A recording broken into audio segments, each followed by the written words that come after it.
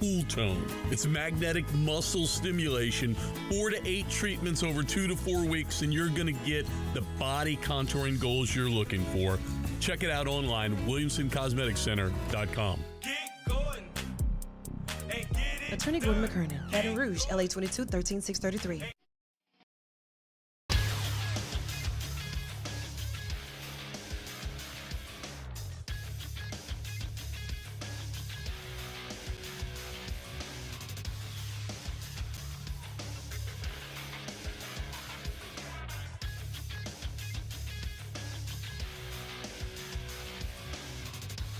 Good morning, everybody. It is 7 a.m. on Monday, October 23rd. Today in Baton Rouge, expect cloudy skies with a high of 89. Please be careful with the fog. Coming up on OTB, we have a new edition of Weekend Winners at 8 a.m. And Hold the Mayo, Devin Snow, joins the show at 9:15. You can follow us on Twitter, Instagram, and TikTok at OTB_ESPN, or catch us on YouTube at the 1045 ESPN channel and subscribe for daily content. Hour number 1 of Off the Bench, live from the Mercedes-Benz of Baton Rouge studio, starts now. Let we go. All-Star Toyota presents Off the Bench with Jacob Hester and T-Bob Hebert. Yeah. Off the Bench with Hester and T-Bob. Hey, P, they said I got to come off the bench. All-Star Toyota presents Off the Bench with Hester and T-Bob. Yo, yo, yo.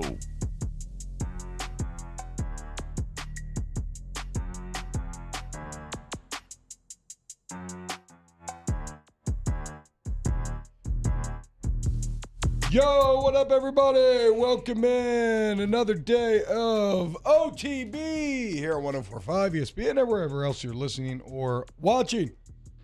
Team of Jake, Mario Taylor here with another recap, another full weekend of football. And just to be honest up front, though, I kind of ended up taking the day off of football yesterday. Did a lot of family stuff, family time. Went down to City Park, a little Ghost in the Oaks. That's what it's called. I don't know, a little Halloween stuff, whatever. The point is, these will still be my initial viewing reaction to Army. Film review, which will probably be a bit truncated, will come tomorrow. But obviously, me and Jake haven't got a chance to talk about it yet, and there's still a lot of great talking points. But I just want to be honest with everyone. I did not have the opportunity to go back and watch this Army film quite yet. But, yeah, a dominant game for the boys on Saturday, I would say. It was. It certainly was. Hey, we got time. We got a bye week. Yeah, exactly. I mean, I'm not going to lie. You know, I kind of hit the bye week a little early here. That's all right. Did you go to, what's the little amusement park that you like to go to? Yeah, Storyline. Yeah, it's all in there. They do great work. They have, they actually do a really good job of dressing it up for Halloween with a bunch of different stuff. It was very fun. It was very fun, but just meant that I was basically just in New Orleans all day, not in front of a TV, unfortunately, which is what I normally on Sunday I do. I do nothing, right, except for go to the Pink Panda soccer game. Normally on Sunday I just post up in my backyard, watch football day, rest and recover for the week. Not so much. But how's everyone feeling today, boys? You feel good? Yeah, back there? Taylor, the Cowboys, have they played? They lose? Are they on a bye? What's going on? They're on a bye week. Okay, I wouldn't know because I don't play fantasy football. I hate it. We'll get to that later. Mar, how are you feeling? Saints had a mini bye week, feeling pretty good. Also pumped for NBA to start this week, so good vibes over here. Oh, Pell's back this week? What day? Wednesday. They opened the season on the road against the Grizzlies. Oh, yes, dude. Let's go, boys. Oh, man, that feels like a loss. No John Morant. No John Morant? Yeah, he's suspended the first. Oh, that's right. Okay, never mind. Oh, wow. We're good to go. All right, let's get into this game on Saturday. It's okay. First off, I thought the pageantry was a certified win for LSU. I loved Shelby Lee getting to run out with the flag in front of the stadium. I thought the camo end zones looked awesome. I mean, that's what I said, just a big W for whoever planned that. And even though many accused it of looking like high school, I actually like the white on white uniforms. I said it was high school. Twitterverse. I know I had multiple. I had two different text groups where that seemed to be the somebody accused him of looking like St. Martinville, but I don't know exactly what St. Martinville looks like. Hey, so St. Martinville used to, early Doucette, right? I don't know. I do not know. You know me. I'm not an LHSAA guy. I just don't really know. But they're fun. Who cares?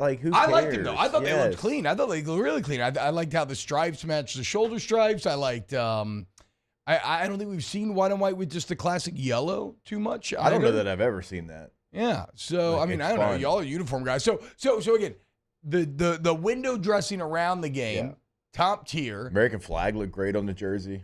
It looked excellent. And then once again, Jake, how do you not start with JD5 and this offense? It's funny because at Don 1 on Saturday, this is one of those games you know you're going to win. And so it felt less like normally I got like my adrenaline pumping and I'm ready to get into a battle before the game starts.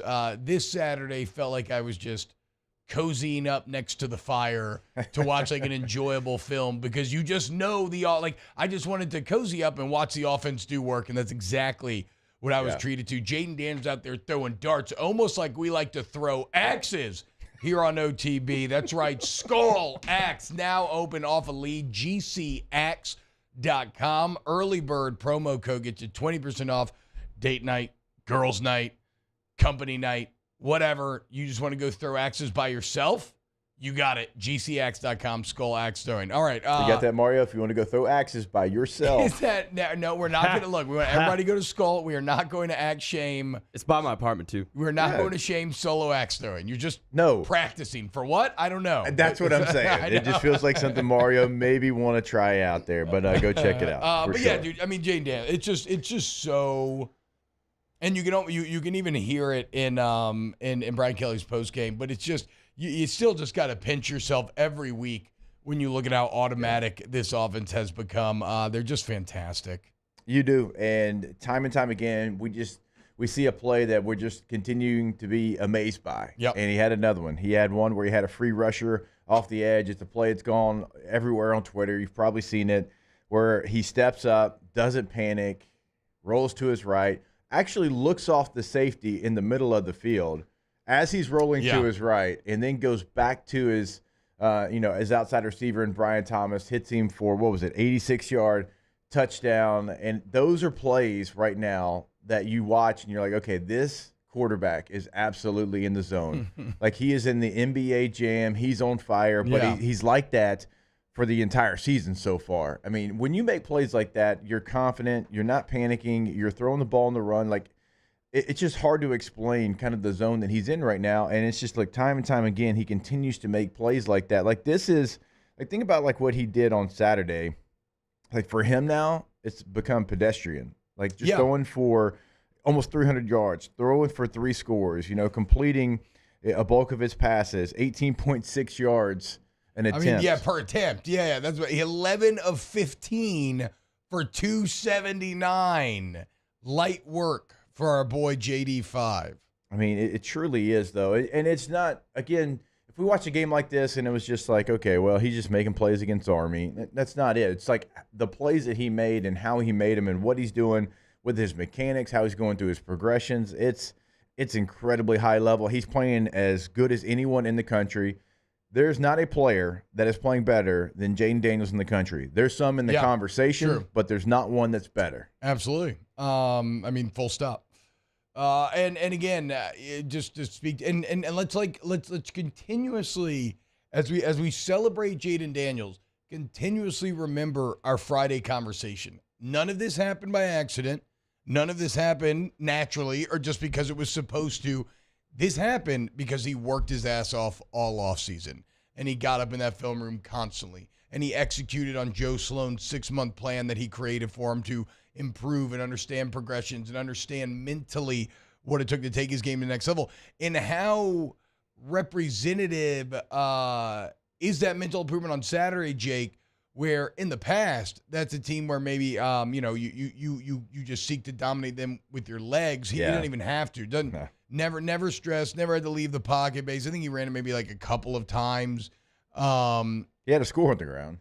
True. That is, yeah. Well, yeah. Once again, they just refuse to acknowledge Jayden's first sneak. I don't understand what it is. I don't either. The man gets a whole body in the end zone, and the ref's kind of like, I don't think so. Yeah. I'm going to need your feet to be in there as well. Yeah. But just super casually, with his arm, take care of business. First half domination, 11 to 15 for 209, and it's funny because what was it, the second drive? I think when they went 3 and out. There was one random drive where it was like a couple off-target passes. Yeah, I think it might have been second or third. And my boy at the bar was like, "Oh, come on, Jayden!" Like, kind of like getting upset. And it was right after they announced the stat that he had the 3rd lowest off-target percentage in the entire country coming into the game. And I was like, "Whoa, you're getting lost in the sauce here. Like, who cares about those 2 throws? We need to be focusing more on the fact because." We always said that he was inaccurate, right? Like that was also one of the criticisms of him last year. 3rd lowest off-target percentage in the entire country.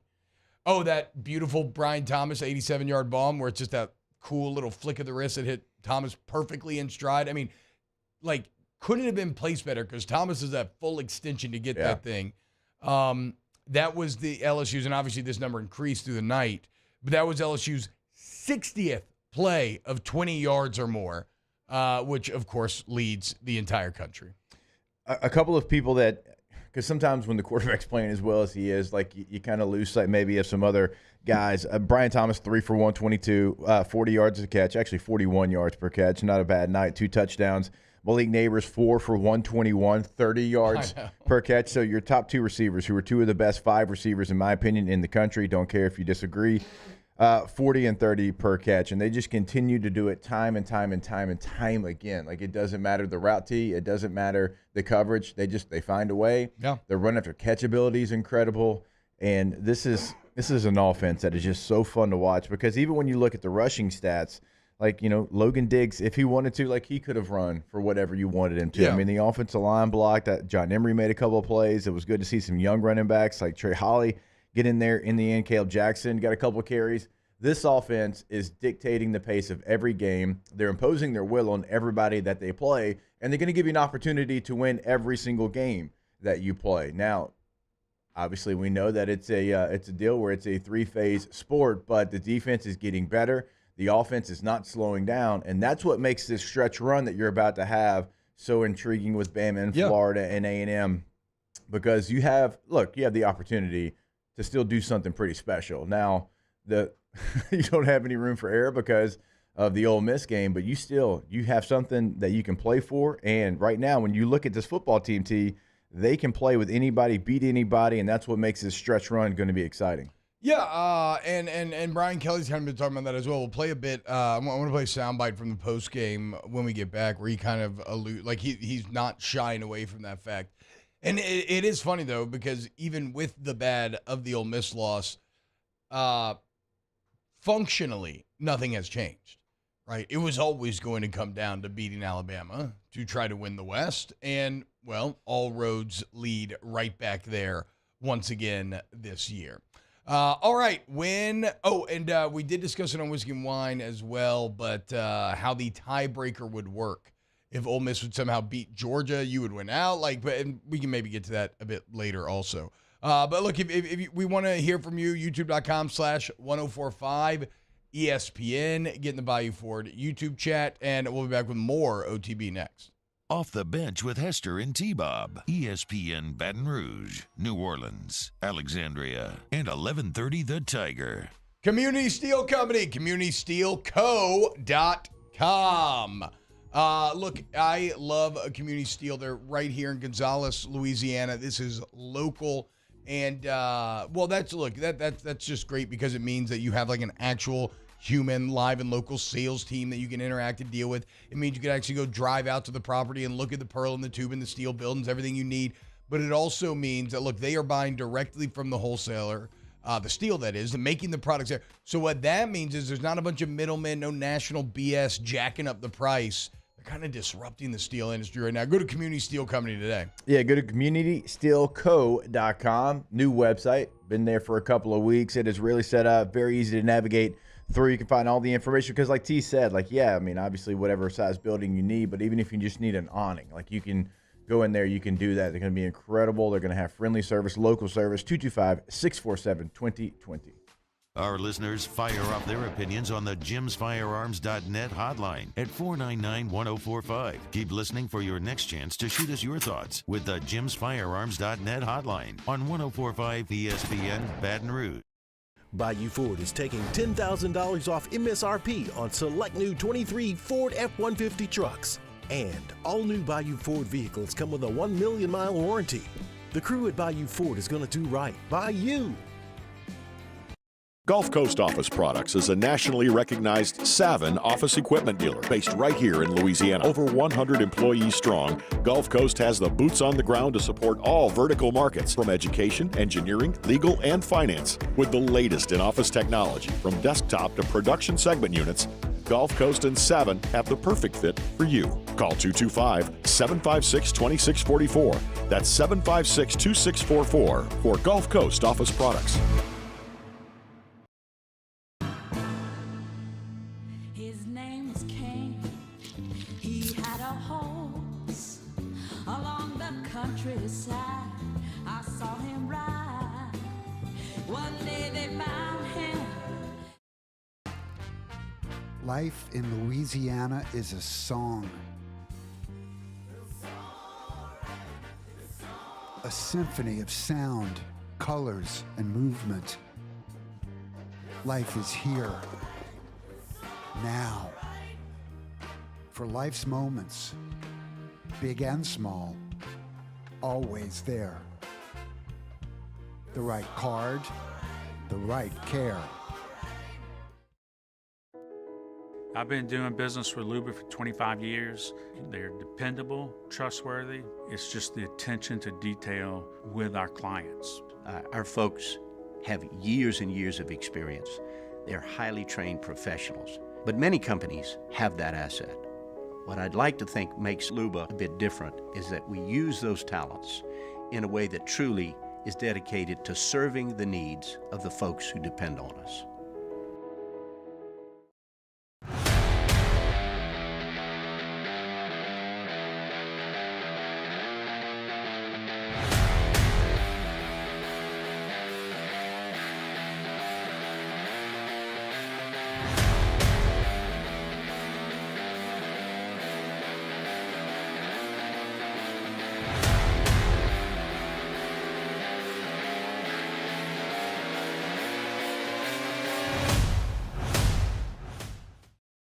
Dylan Cruz here to tell you about Six Rings Baseball and Softball Camp. If you live on the North Shore and play ball, go to Six Rings Camps with former LSU assistant coach Dan Canaveri. His knowledge is second to none, and your child will improve and have fun doing it. Camps were held at Coquille Park and Six Rings Academy in Covington with 4 sessions over the summer. Full day and morning only sessions are available from ages 7 to 13. Go to sixringsbaseball.com or call 985. Sandigrove, join us for the Monday edition of Live at Lunch. We are at Big Mike's in Denham Springs. We're at our normal 11 o'clock time because there's no Brian Kelly press conference. Live at Lunch, 11 a.m. on Monday, 104.5 ESPN Baton Rouge.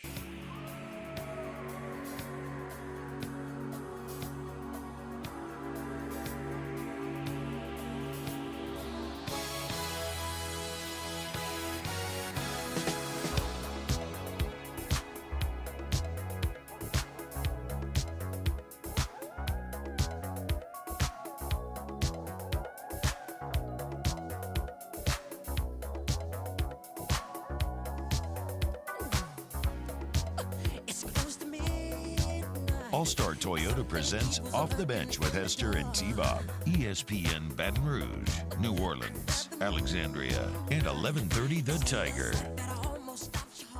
Dylan Hess, how about that Arkansas-Mississippi State game? Oh, we'll talk about it. Dan Enos, so bad it got Dan Enos fired. Those are always the special ones. I mean, well, Dan Enos did it to himself, but yeah, this was the final. This was the final one, boys. That was hard to watch. It was not good. That was a bad football game. All right, I think this is maybe going to be and Mario, have that Brian Kelly interaction and bite ready to go. It's a fun one, but I think this is maybe going to be the last segment on LSU-Army, Jake. Unless we have a ton more. Let's switch over to the defensive side of the ball. Harold Perkins. That Boston cream pie you were thinking about. Exactly, dude. Well, I mean, hey, you know me. Always thinking about it. It is National Boston Cream Pie Day. It's not coming out of nowhere, by the way, guys. Early on, although this didn't really end up mattering to rear and Ted that much, I was just again struck by how Harold Perkins is kind of the perfect option defender, right? Athletic enough to force the pitch, fast enough to get after the back immediately. I thought Zy Alexander was laying the wood. What's the latest on the injury update? After the game, Brian Kelly just said lower body injury, and we'll know more later. I don't. Yeah. Anybody at the game? Mario, you were at the game? Huh? We were both at the game. Right. Okay. It took him a while to get off the field. Reports are right. Didn't look great. Yeah. Right? And they were reporting that he couldn't put weight on his foot in the locker room. So just no big deal. Just losing. Actually, that's the other bite. It just jogged my memory there. I couldn't remember which other one I wanted. There's a very funny clip from after the game where Brian Kelly's talking about being down to just 2 freshman corners. And yeah, it is. It gives you an idea of maybe how just bleak it is in that LSU secondary right now from a personnel standpoint. Damn. Well, that's not good because Alexander's been playing well lately. I thought that obviously Andre Sam had a huge night, right? Getting a couple of those turnovers, especially in front of the home crowd, just having a big game like that. That's going to be something that's going to stay with him forever. Could have had 4 picks. Yeah. Maybe. Loved the play by Ovia Gofu with the strip sack. Yeah, and then on special teams, like Damian Ramos remains consistent and great.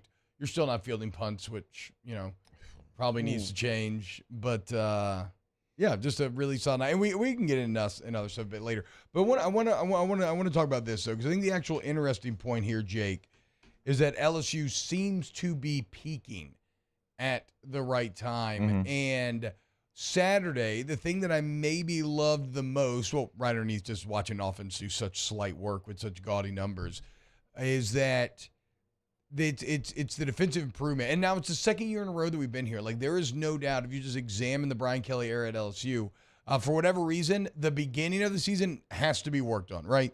Yeah. Like, they got to do a better job of finding the answers in camp. What is going wrong there to where you're not really able to get, like, kind of a not accurate picture at all of your team. One thing they've been great at, though, like elite at, is immediately identifying problems and working to fix them. And so now, for the second year in a row, you seem to be rounding into form at the most important time. And I thought that was really highlighted with the defensive improvement. You say, T-Bob's talking, but I'm just talking about assignment football. So this defense is never going to be great. They're never going to shock you. But if you're a bad defense, the worst thing, if talent-wise, if you're a bad defense, the worst thing you can do is make it easy by adding mental mistakes to the heap. And so now this is a few weeks in a row where, if nothing else, the assignment football has been much better. Like, think about the Grambling run fits from earlier this season. Yeah. If you had that against Army, they would have put up some numbers. You still won, obviously, and won big, but it would have been, it would have been a little frustrating, would have been a little bad. And you pitch a shutout instead. So great assignment football from LSU on Saturday. Yeah, I agree with you. You go back, you watch that tape against Grambling, and you and I went over it in its totality, like numerous amounts of times, because like you were just letting plays and easy plays, and you weren't fitting things right. And linebackers were sending it to safeties that weren't there. And then the safeties, once they did send it to them, they were ducking their head and diving for ankles. Like, there was a lot of bad in there. And it really didn't get fixed in Ole Miss game either. No. I mean, it still continued, and now you're actually starting to see some improvement. You get the second half against Mizzou, you get the game against Auburn, now you get this game against Army. Now, outside of Mizzou, those offenses are what they are, but it's improvement in the fact that you watch the tape and you see sound football, because regardless of how good or bad the offense is, you did not see sound football before. So you're at least seeing those things cleaned up. And I agree with you, T. It's one of the things you got to figure out. You got to figure out why the slow starts. Mm-hmm. Like you want to be thriving like they have been at the middle portion, end of the season. Like, that's what you want to do as a team that wants to go from really good to great.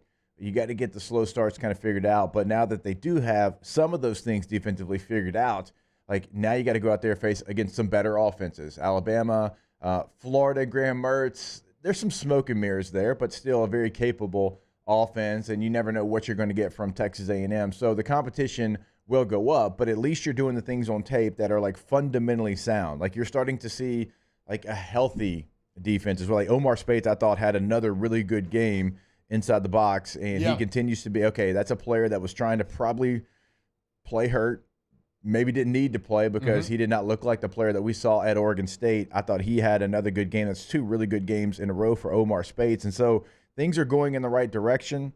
No jokes here. They couldn't really get worse than they were. You were almost dead last in the country, but at least you're making some of the strides that you need to make. And Alexander's health will be crucial for this defense, considering what they have, or should we say don't have, in that room. Here is Brian Kelly after the game, kind of touching on a lot of the themes that we were just breaking down. I think this is Ed Daniels on the question, and he's asking about, is winning track meets sustainable? Here's what the exchange sounded like. Just shut out an opponent. Are you just going to throw water on this thing? We just shut somebody out. Now we're in a track meet. That track meet was a long time ago. I don't even remember it. All I remember is playing really good defense this game. Last week we gave up 18 against Auburn, and they just I didn't know they lost, but they were in a heck of a tussle with the team that we lost to. The week before, I think Missouri's a pretty good team, and our last 2 quarters were pretty good. So I get what you're saying. I hear you. But I think we're making progress. And so, no, we can't win a championship, giving up 30, 40, 50 points a game. I don't believe that. But we can if we continue to improve. And he would expound on that as well later, but he is that we can if we continue to improve. He is not shying away from this championship run idea. He is not saying the humble game of like, oh no, we've got a lot of work to do and that's not our focus. No, like they are clearly motivating with the carrot of a championship, as multiple times in that post game he talked about, yeah, man, look, we're rounding into form, and we can make a run at this thing and go win the West and play for an SEC championship. Like, he is calling this an SEC championship caliber team, and certainly it's a national championship caliber offense. Yeah. It's just whether or not the defense, and now with this Alexander injury, that question mark becomes larger. But it's just whether or not the defense can do enough down the stretch here, because Alabama's a tough out, man. Seen it 3 games in a row now. Each game they've gotten down at half by increasingly large leads, and each game they've gotten increasingly dominant in the second half. And it's gonna be a fight. It's gonna be a fight for sure. Oh, that question, it will be. And it's always interesting. You get a bye week before this game every single year. And so, like, you're going to have everything you think kind of covered going into this game. And it's about who can move the chess pieces enough and can look a little bit different than they have on film to be able to go out there and win the game. All right, LSU did some things offensively last year in this game that we had not seen them do yet, and it really paid dividends in the game, and it kind of was the difference in the game. And that hasn't always been the case during the bye week. LSU's not had the bye week advantage many times in this series. So you got to do some of those things as well. But, every goal that you have as far as SEC championship is still right there. You're in the same position you were a year ago.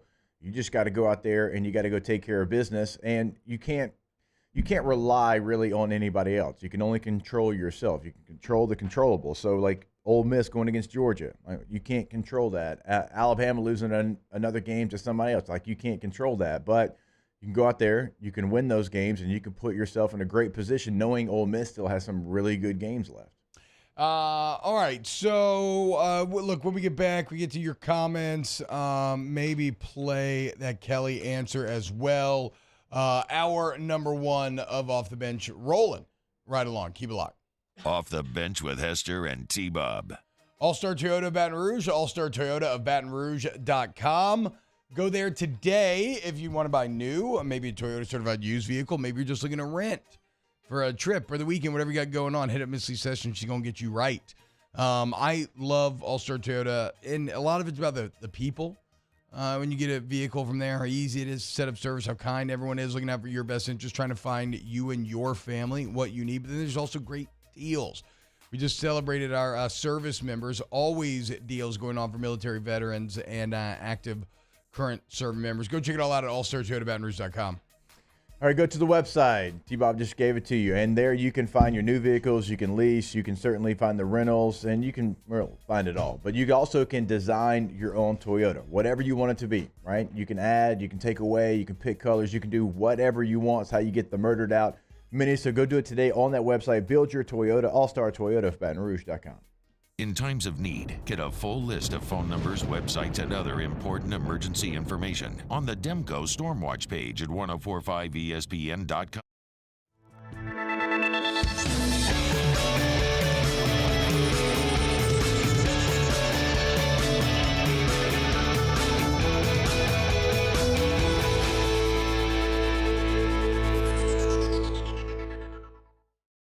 Gulf Coast Office Products is a nationally recognized Savin office equipment dealer based right here in Louisiana. Over 100 employees strong, Gulf Coast has the boots on the ground to support all vertical markets, from education, engineering, legal, and finance. With the latest in office technology, from desktop to production segment units, Gulf Coast and Savin have the perfect fit for you.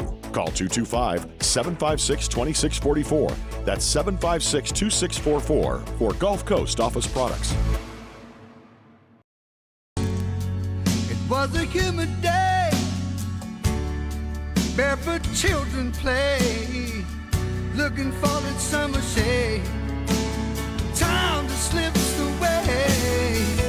Oh, Louisiana, some kind of hold on me. Like cypress stumps, your roots are planted deep inside of me. Scooncha, fall in the air. Fall is right around the corner, which means fall fishing is, which means it's time for you to take your boat to the next level with front-to-back boat service in a bunch of different ways. You want a custom stair job, you can have a ton of fun out there on the water. They can do that. What about a spot lock trolling motor? So you stay right where you need to in casting lines. Or sonar that's let you see the fish under the water before you cast. All of your maintenance needs as well. For 38 years, they've been at it and will continue to do so. The Sherman family of front-to-back boat service. Running Boards Marketing can help you get their attention. Imagine your brand's message on a giant LED billboard truck that can't be skipped and is nearly impossible to ignore. Running Boards Marketing is the leader in effective and affordable advertising on digital mobile billboards, which are 2 times more effective than traditional billboards. With a 97% recall rate, you'll leave a lasting impression with your customers.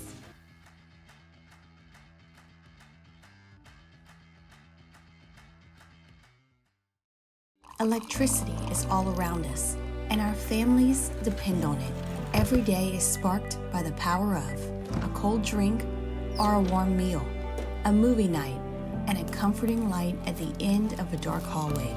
From sunrise to sunset, playtime to bedtime, our team is ready to take care of your electrical needs.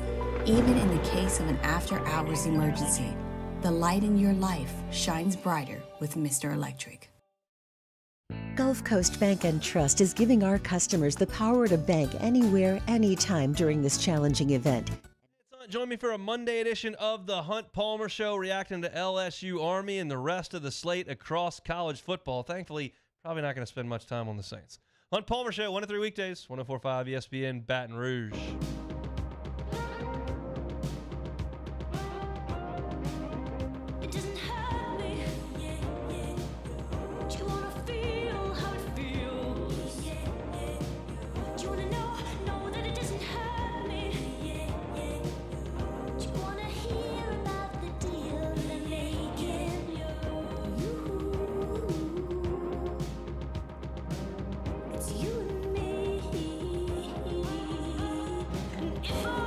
All-Star Toyota presents Off the Bench with Hester and T-Bob. ESPN Baton Rouge, New Orleans, Alexandria, and 1130 The Tiger.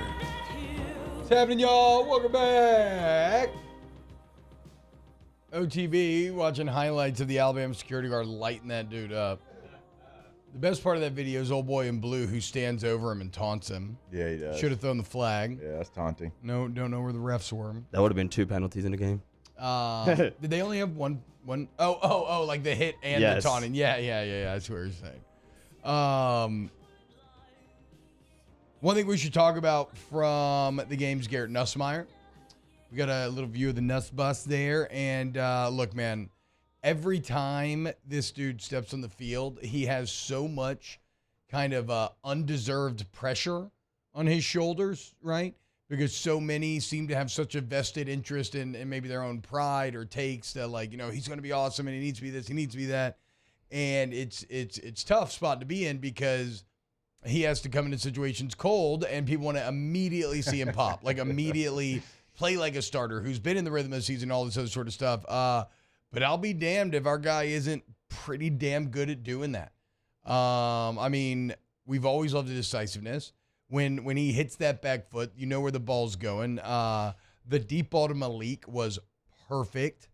Helps to juice Malik's stats, get himself a little confidence as well. I like that they gave him one drive with the ones there to just see how that would go. And so, yeah, the confidence, the intangibles, the ability, everything that makes you excited about a quarterback like Garrett Nussmeier going into the future was all on display in that drive. Man, there's like this energy he has. Like, even if he's not in the game, I can remember 2 years ago, maybe it's 21 season. We're at Ole Miss and he goes in the game, but because the starter wasn't playing well, but just the entire game, like, it was just like this buzz he had, like just walking and pacing back and forth and just trying to get into the game. And he's got a lot of different mojo to him, a lot of different juice to him when he comes into the game. Like, there is like this electricity that kind of follows Garrett Nussmeier. But I agree with you. That's a tough spot to kind of come in too, because you're coming into a blowout. Yeah. You're probably going to be handing the ball off, but also you might get 1, maybe 2 shots down the field and you feel like you have to be perfect. But the thing that I've always said about Nussmeier, it doesn't matter the situation. It truly does. And it can be a blowout like it was when he comes into the game. Was it 38-0, whatever it was? But also he can come into an SEC championship game and he's the same guy. And that's not easy to do. In fact, it's damn hard to do. But if you're going to be a backup quarterback, and eventually obviously he's going to be the starter, like, you have to have that mentality. And when he came into that game against Georgia last year, he literally did not care who it was, where it was, what field it was at. Like, that didn't matter to him. Like, he's going to be him. And that's the thing I think I like the most about him. And so, yeah, you get a little taste of exactly what it can be next year with what he's able to do, which is obviously a very, very live arm. Yeah, and he had a little double move with a great pump fake to set up the about 20 yards of separation that Malik ended up having. But again, the throw was on the money. It wasn't like he had to slow down. It could have been tight coverage, and it still would have been a touchdown. So just overall a great night for the Tigers. I mean, what's the final score? 62-0. Just casually rolling to a 62-0 win. Young guys getting reps, young guys scoring. Seeing the LHSAA's all-time leading rusher and Trey Holly come in there and have a big 67-yard touchdown. Always a great feeling as a young guy when you get your first Tiger Stadium action, right? Oh, without question. I always love too. And this is one of the things that I'm sad that I haven't gone back and watched yet, because I love watching backup O-linemen celebrate the first time they're on the field for a touchdown. It's one of the all-time good feels. Like, you put in so much hard work behind the scenes, and sometimes it's upperclassmen, sometimes it's younger guys, but either way, getting in there and finding the end zone, no matter how many people are left in the stands, it does not matter. It's just an all-time good feeling. Look, the bomb squad's been out there working too. They're doing scout team and they're doing different things, and maybe they get 3 or 4 reps maybe during the practice, like when it really matters. And so, no, it was good to see that. And Trey Holly's somebody that LSU's going to count on here in the future. So, I mean, in the totality of the game, there's not a lot that you can complain about. No. I mean, you win 62-0 against a team that is going to scratch, fight, and claw the entire game. There's no just laying down like until the very end. They were going to fight, and you still never allowed them to insert themselves into the game. Again, it's almost one of those times where it's like, do we have to take a bye week? Is there anybody we can schedule right now? Also, Lance Hurd was great at right tackle. He was the one that gave up the pressure on the 87-yard touchdown. He kind of maybe got sucked a little too far inside. Did a pretty good job of recovering, though, and allowing Jayden room to step up and roll out in the manner that he did. But, yeah, Lance Hurd looked really good upon first viewing, and we'll check him out again. Certainly hope that Emory Jones is going to be back in 2 weeks. And And really, anybody who has anything nagging at this point, go ahead, like Mekhi Wingo. Glad that he didn't even have to play the other night, and he could try to get completely 100%. Because you see what happened to Omar Speights after he finally managed to get healthy a bit. I think Mekhi's been out there, Mekhi's been out there trying to do everything he can for the team, but he's obviously been limited a bit this year. I did also like that Lance Hurd played every play offensively. Like there was, hey, you're starting and you're finishing. Yes. Because those reps are valuable for him, depending on if Aaron Jones, like if he can't come back, like that's a young man that needs every single rep, and not physically, more mentally, like you talked about. There's a sub rusher on the edge and you're squeezing down. You got to know when you can kick back out, do all those type of things because you gave up a pressure. So a lot of people complained about him being in the game because he has to be the right tackle maybe here coming up in the next few games, but you have to know that there's not a lot of football at this level for him. And anytime you can get him reps, knowing you're going to count on him, you can't kind of play scared, hoping he doesn't get hurt because he needs those mental reps. Yeah, exactly. And it probably tells you they don't feel awful about Emory Jones' recovery either. Yeah. So, but yeah, I agree with you, dude. Get that kid all the reps in the world because next year I would imagine it's maybe him and Campbell as your tackles and then Emory on the inside. That would seem to be the ideal, but, well, I don't know. All right, that's it. LSU-Army. LSU, great job. Just absolutely fantastic. I will review the film later today, and we can maybe add on some ancillary pieces tomorrow of stuff that we missed. But just fantastic night for the Tigers, rounding into form right as you want to be. The most important part of the season the most important part of the season lies ahead. JB says, is Michael Penix Jr. out of the Heisman race after leaving a goose egg in the touchdown column this year? As long as Washington continues to win, his stats will be up there. It did take a hit. The candidacy takes a hit because Jayden, what do we always talk about? Being a statistical outlier, right? And Jayden is becoming that. With every game that he's, Caleb Williams falls off. Now Michael Penix falls off. Again, and Jayden's going to have chances to get the big win. But no, Penix is not out the Heisman race by any means yet. This is 2 games now, though. One against Arizona, one against Arizona State, where he does not throw for a touchdown pass. And it's hard to keep pace when you have games like that. That's what makes, when you're in a Heisman race, having the efficient day that Jayden Daniels had on Saturday. You play a first half. Well, what do you do in that first half? True. Where you throw for almost 300, you throw for 3 scores, you run for another, you get in, you get out. Like, that's the kind of day that you have to have, because now you're talking about Jayden Daniels has over 500 yards more of offense, and he also has 10 more total touchdowns. Oh, he's up to 10 more now. See, that's what we're talking about. So, yeah, he really is becoming that statistical outlier. Yeah. He probably passed up Caleb Williams as well on total touchdowns. Caleb had that number for a while, but obviously Caleb's but Penix doesn't have a rushing touchdown. Yeah, and then for JD, sure. I think JD5 has 5, and then he has 5 more passing touchdowns. Is this true? Did Penix play with 2 broken ribs? I don't know. Man, that's crazy if he did. He still found a way to win. Like, for them as a team, they still found a way to win a very ugly game. In a game they lost last year. If I was a Washington fan, I would. I mean, granted, whatever. It's such a magical season that you're probably just going to view everything optimistically. But like, I wouldn't be upset. Now, if all you cared about is the Heisman race, sure, yes. Or if you're like really invested in the 2019 LSU Washington conversation, which is probably my least favorite conversation, and I hate that we ever that I ever uttered that sentence to begin with, just because I think it's so just pointless. But yeah, then you're upset. But otherwise, I see a Washington team that, okay, you've now won 2 games, Jake, where you didn't have it. Like, you're supposed to just be this offensive juggernaut, and you found a way to win 2 games where you didn't. And I would still count on Penix and the boys to step up in the biggest moments, but we'll see. And let's also be clear about this. We'll talk about it more in the next hour, but Saturday was a classic survive in advance day. I mean, look around the country. A lot of heavyweights almost fell. Some did. Look at UNC. I mean, right? To a bad Virginia To a team. bad 1-5, and not fluky either. Like, UNC got up 10 immediately to start the second half. And it's a great story with Hollins and everything. We'll get to it during weekend winners, but it was a survive in advance sort of weekend, and at least Washington found a way to do that. All right. When we get back, let's close out hour number 1, and then we got weekend winners kicking off hour 2. Keep it locked right here on Off the Bench. Off the Bench with Hester and T-Bob. CentralPlumbing.org, CentralPlumbing.org, 925-8552, 925-8552. Central Plumbing is the best, man. For 50 years now, they've been fixing all your plumbing issues, whether it's an old house, a new house, a bathroom, a sink, anything, okay?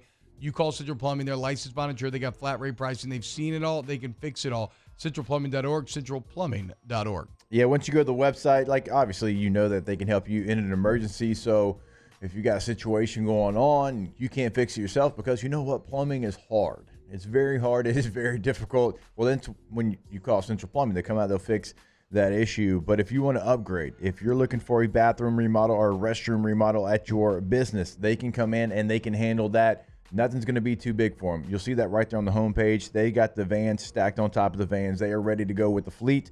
CentralPlumbing.org, CentralPlumbing.org. Our listeners fire off their opinions on the JimsFirearms.net hotline at 499-1045. Keep listening for your next chance to shoot us your thoughts with the JimsFirearms.net hotline on 1045 ESPN Baton Rouge. Bayou Chrysler Dodge Jeep Ram is celebrating Ram Power Days with $15,000 off MSRP on new 23 1500 trucks, $15,000 off, and a 1 million mile warranty. Plus, we'll pay your trade-off regardless of what you owe. The crew at Bayou Automotive is going to do right by you. Scooncha, fall in the air. Fall is right around the corner, which means fall fishing is, which means it's time for you to take your boat to the next level with front-to-back boat service in a bunch of different ways. You want a custom stair job, you can have a ton of fun out there on the water, they can do that. What about a spot lock trolling motor? So you stay right where you need to in casting lines, or sonar that's let you see the fish under the water before you cast. All of your maintenance needs as well. For 38 years, they've been at it and will continue to do so. The Sherman family of front-to-back boat service.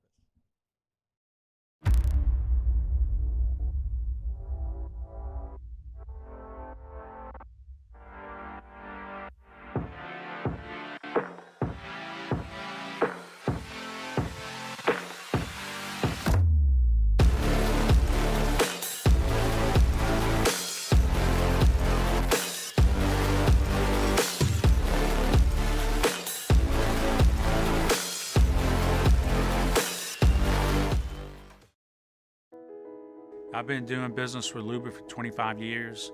They're dependable, trustworthy. It's just the attention to detail with our clients. Our folks have years and years of experience.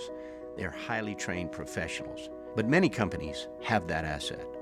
What I'd like to think makes Luba a bit different is that we use those talents in a way that truly is dedicated to serving the needs of the folks who depend on us.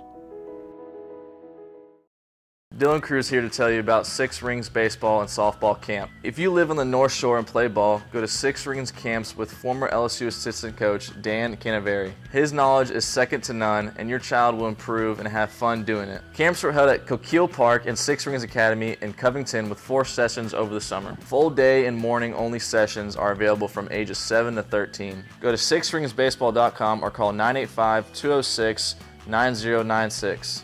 Learn the game to love the game.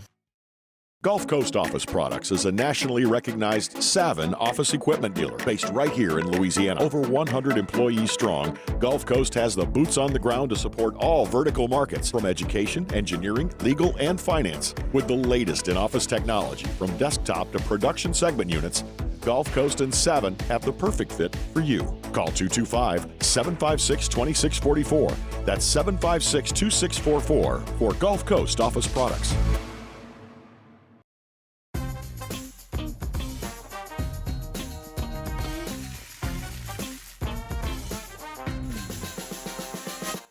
Moscona inviting you to join us for Monday's AFR, presented by Relief Windows. We'll recap LSU-Army from Tiger Stadium. Peter Burns will recap the weekend in the SEC. Join us 3 to 6, 104.5 ESPN Baton Rouge.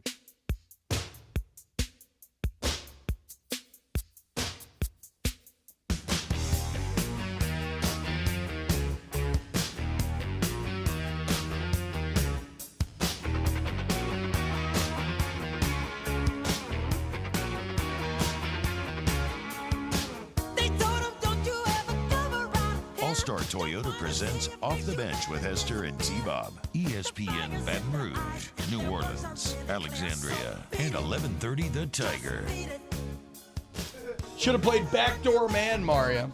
Yep. Celebrate Saturday's whiskey and wine. It's funny, Jake was just asking me. I don't exactly remember how we arrived at me sneaking into Matt's house and potentially sleeping with his wife. I was just more upset that he didn't want to sleep with my wife. I think that's all. I think that's very mean. I've got to go back and watch this because some of the text messages you get at 1:40 a.m. that you know. What do you mean? You say how ridiculous Matt getting mad at T-Bob. Jerk. Jeez.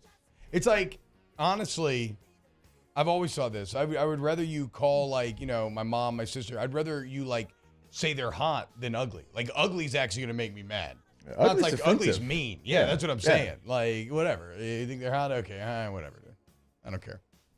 Shout out Danny. Yeah, relax, Danny.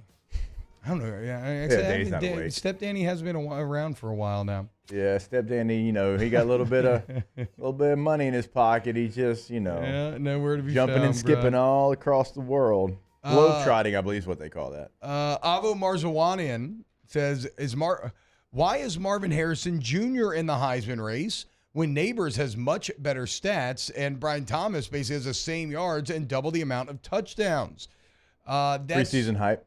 Yeah, that's not a bad question. Well, also, he is clearly the driving force behind Ohio State. Like, he's a stud, by the way. That was as obvious as you could have possibly, like, you could not get a more clear view of the importance of elite weapons, the difference they can make in the modern game, and how dead Ohio State would be without Marvin Harrison Jr. this year. Because, like, that was all on display on Saturday. He was the only reason why the defense was awesome, but offensively, he was the only reason why the Buckeyes won that game. Yeah, no, it's a good point. A buddy of mine brought that up this weekend. He's like, now that Michael Penix fell, it should be Jayden Daniels, Marvin Harrison Jr., and Michael Penix, 1, 2, and 3. And I'm like, he's got 700 yards and 7 touchdowns.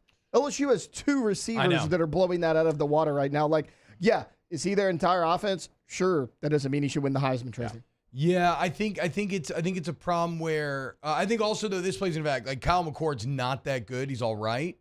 And so it's one of the top teams in the nation, and Marvin Harrison Jr. is clearly the star. Yeah. Jayden Daniels is at the center of everything for LSU. So fair or unfair, it's just like Jamar and Jefferson back in the day, and even Terrace to an extent. Like, they didn't get any Heisman hype, even though they were putting up silly, crazy numbers.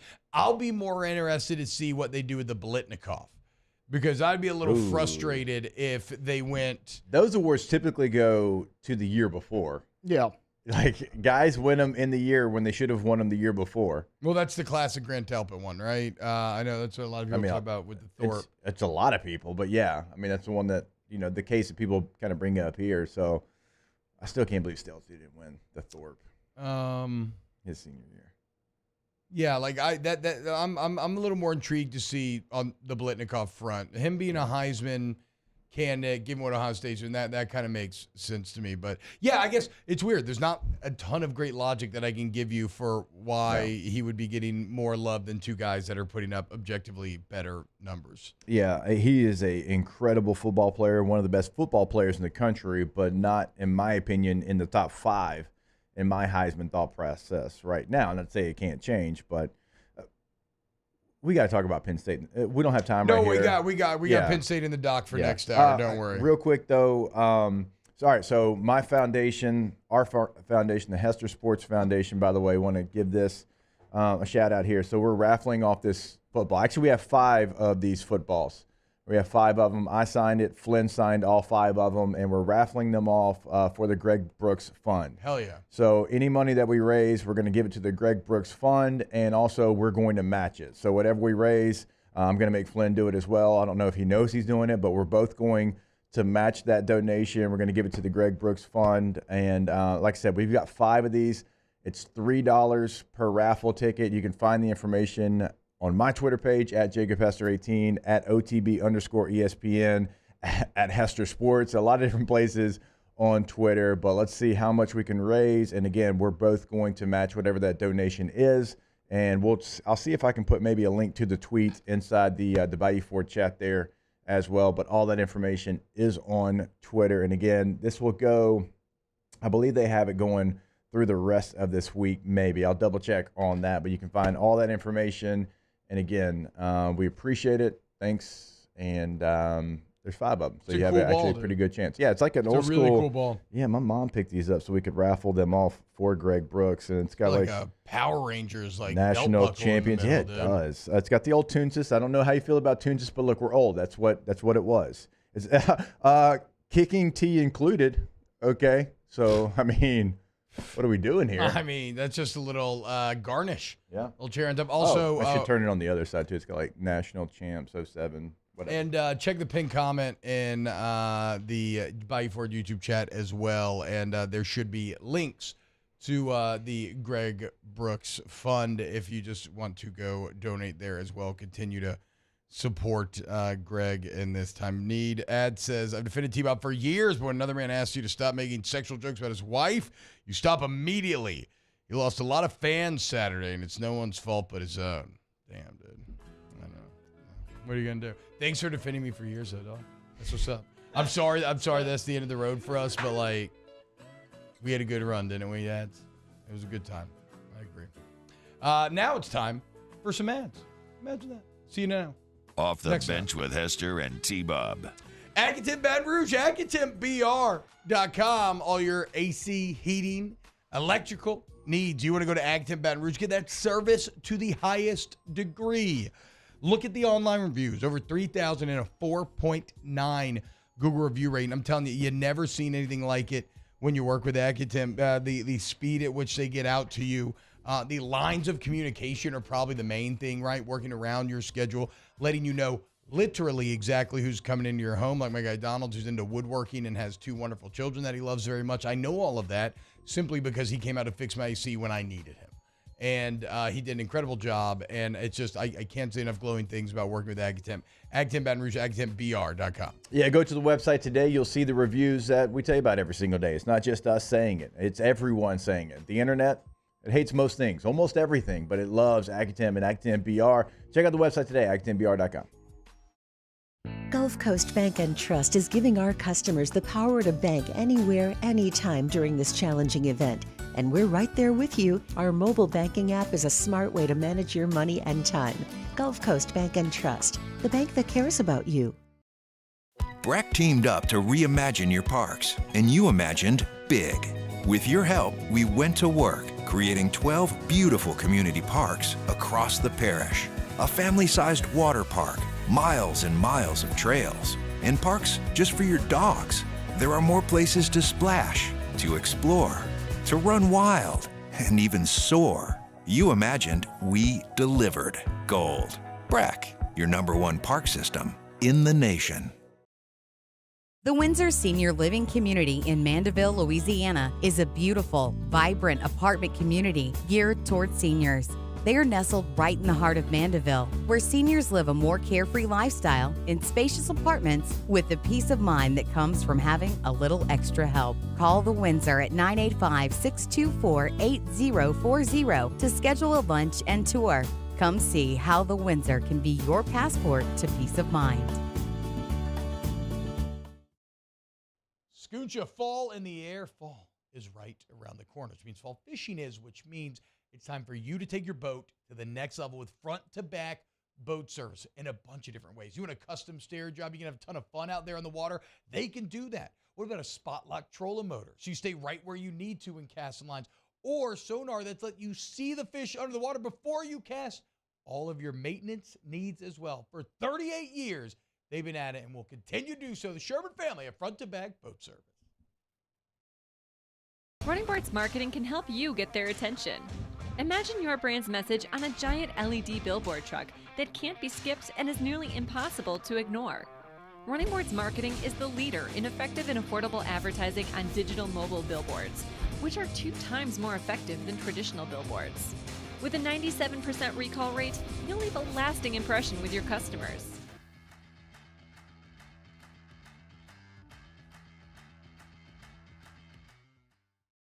Electricity is all around us, and our families depend on it. Every day is sparked by the power of a cold drink or a warm meal, a movie night, and a comforting light at the end of a dark hallway. From sunrise to sunset, playtime to bedtime, our team is ready to take care of your electrical needs. Even in the case of an after-hours emergency, the light in your life shines brighter with Mr. Electric.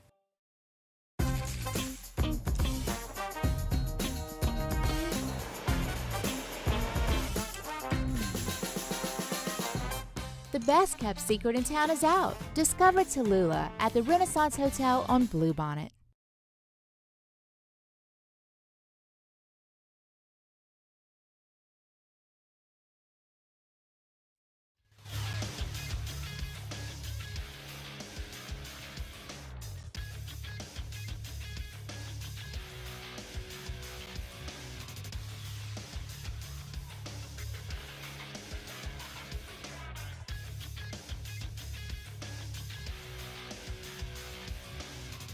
Good morning, everybody. It is 8 a.m. on Monday, October 23rd. Today in Baton Rouge, expect cloudy skies with a high of 89. Please be careful with the fog. Coming up on OTB, we have a new edition of Weekend Winners coming up next, and Hold DeMeo joins the show at 9:15. You can follow us on Twitter, Instagram, and TikTok at OTB_ESPN, or catch us on YouTube at the 1045 ESPN channel and subscribe for daily content. Hour number 2 of Off the Bench, live from the Mercedes-Benz of Baton Rouge studio, starts now. All-Star Toyota presents Off the Bench with Jacob Hester and T-Bob Hebert. Yeah. Off the Bench with Hester and T-Bob. Hey, P, they said I got to come off the bench. All-Star Toyota presents Off the Bench with Hester and T-Bob. Yo, yo, yo. Yo, what's going on, y'all? Welcome back to Hour 2 of OTB. It's time for some weekend winners here in a second. But yeah, pretty solid point by Emil in the chat that it wasn't F the troops that caused people to stop loving my shtick. It was like nobody drew the line there, but we're all drawing the line at just some friendly, sleeping with each other's wives jokes. Hey, we had a good run, boys. We had a good run. Right now, I want to look at who had some good weekends here on Weekend Winners. That's how winning is done. That's right. We can't have anyone freak out there, okay? We've got to keep our composure. We've got too far. I'm by winning. I win here and I win there. Now what? Are you doing what it takes to win a championship? Wow, winning. Well, then I guess there's only one thing left to do. What's that? Win the whole thing. Yeah, shout out to my guy Dane Bergeron as well, who I'm always talking about. He's part of the the Don Juan crew over there. 30 years of special force experience, Jake. During the middle of whiskey and wine, all of a sudden I start getting choked out from behind. Yep. And I deserved it. So Dane and his boys put me in their place. It was great seeing all the military members on Saturday. The guys who came out to the bar, but everybody at the game as well. I was at Simple Joe's Saturday morning, saw a bunch of Army veterans in their Black Knight shirts. So just fantastic weekend altogether in that regard. Thank you to everyone, obviously, who serves. It was great to see them just around town. Yeah. It was a lot of fun. This weekend, like playing Army, like I would love with LSU. I mean, so many things. Obviously, LSU and the history have to do with the military. I would love for them to every year play Army, Navy, Air Force, rotate that, man. I know that'd be incredibly difficult, and certainly with the schedule changing coming up. But this weekend in a non-conference game had so much more juice because of the meaning of who you were playing. Yeah, I agree. And the pageantry was great. Like we said, certified win. The end zones were awesome. Yep. Hey, get that video, that LSU Astros fan video, ready to go.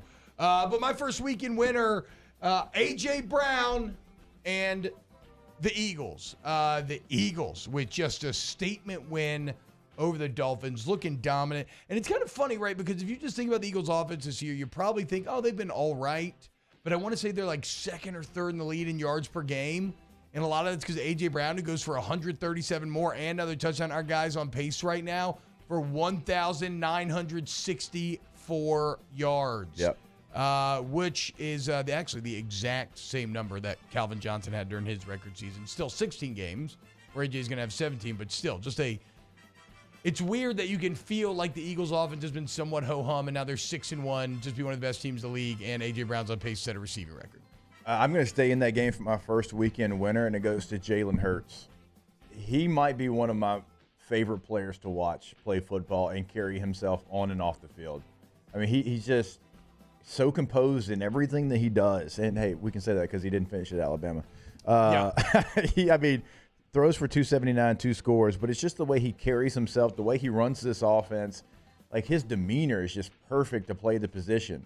Like, he throws that second touchdown pass and the one to A.J. Brown, and they pan over to him, and he's just, like, about his business. Like, he's not overly excited. He's not running down there. He's, like, checking out to the head coach to make sure that, like, all the situations, it's just he stays in that sweet spot. And you don't see him talk trash. You don't see him get too excited or too down. I mean, he just stays right there in the same demeanor, and it's about playing football, playing at a high level until the game finishes. And I just love everything about his story, the way he's handled himself. You don't hear anything about him being anything other than just a fantastic teammate.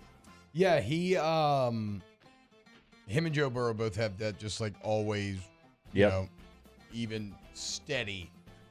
No matter what. Like you're going to get maybe like a just simple fist bump. All right, boys, what you got? Keep it in the NFL for now. Baltimore looked really good on Sunday. Yeah, they did. The Ravens had 4 touchdowns before the Lions got their first down in that game. Yeah. They win 38-6. They had some growing pains with, Todd Monken being the first-year OC early in the season, but they're looking really good right now. Lamar Jackson, 357 yards, 3 touchdowns, had a rushing touchdown also. Probably the biggest win in the NFL this weekend. So Ravens, Lamar Jackson, my first weekend winner. How about Lamar Jackson now, 5-2, has a passer rating of 104.6, and his career regular season record, Jake, is up to 50-18. Yeah. His career win-loss record. Now, granted, he's got to do in the playoffs. I get all that, but, that is an overwhelmingly good regular season record. That is one of the best run franchises in all of sports in this country is the Baltimore Ravens. I mean, Lamar's a part of it. He's a part of the reason. But just no matter over the last couple of decades, you know exactly what you're going to get when you play the Ravens. And the players that come in there, I give them so much credit for as soon as they get there, T-Bob, knowing this is the standard, this is what you have to do to play here. And I hate it. I hate it because I've had to suffer at the hands of it many, many times. But it's just, it is something that when you watch it, you respect the hell out of it. All right, Taylor, what you got? If any of you watched USC and Utah, you were treated to a great football game. But my first weekend winner, it's not Utah, it's Bryson Barnes, the Utah quarterback. Late in the fourth quarter, there's 16 seconds left. It's 2nd and 15. Bryson Barnes took off and did this. Pressure coming. He runs. Barnes across the 40, and he's inside the 20. Bryson Barnes Yeah, he dropped his throwing shoulder into that linebacker. 26-yard pickup to get into field goal range. The one before, he gave the safety the business, He too. did, yeah. And he ran right through him. 3 touchdowns. He outdueled national media darling Caleb Williams. He got that win. It was a great win for Utah. I mean, he was awesome. He played with big ones. 3 touchdowns, only 1 interception. I believe he had 340 passing. He was awesome. Why the national media darling Caleb Williams? Is that not true? From? Well, no, he is really good. But does the national media not really like him? No, I know, but I'm saying it was said with, I mean, okay, so you're saying that was just an objective statement of fact. No, it was a shot. Caleb Williams has played really bad the last couple of weeks. I agree. But I'm saying he's a good quarterback. It's not his fault Alex Grinch is his DC. ESPN did say that he throws better than Burrow and Lawrence and runs better than Lamar Jackson. Oh, no, Jake, it's better than that was an article. Saying, according to an NFL GM, unnamed GM. Yeah, I'm sure. People are saying, he's a top 10 quarterback right now. Y'all watch Caleb Williams the last couple of weeks? My guy don't find a check down. He ain't a top 10 anything right now. I'm a little worried. I'm a little bit worried about that. Aren't you? Hitting the Jake, back foot and ball coming out. He's trying to do too much. He's just trying to hit the home run. I mean, he won't go through his progressions this year. It's why he's not in that top 10 PFF grade this year because he's not doing those little things. I think partially that's kind of a function of Lincoln Riley and Alex Grinch, though, and the staff. Like, I feel like I think there's a middle ground because I do agree with you, T-Bob. Like, he has to do so much because of what the team is. Yeah. But some of that feels like, well, you got to get that fixed because that does not play on Sundays. No.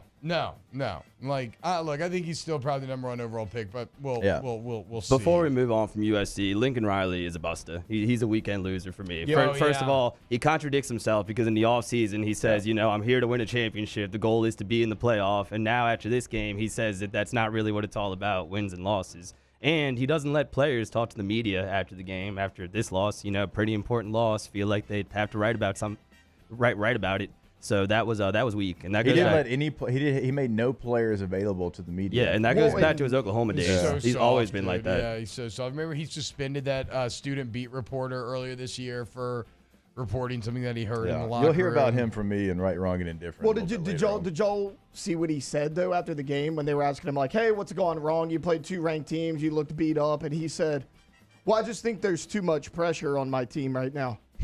Bro, you coach at USC. You're there to win a national championship. What do you mean there's too much pressure on you? So predictable, too. It's like, when you coach major programs, that's how it is. Fair, unfair. That's what you're going to get. Like, pressure is a privilege.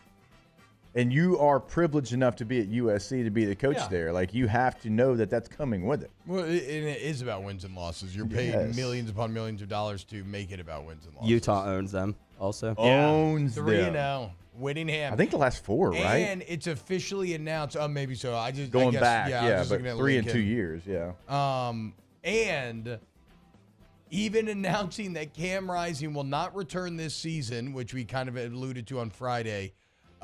Utah's still right in the thick of it, I mean, I don't think they're going to emerge as Pac-12 champions, but they still control everything. It's all ahead of them.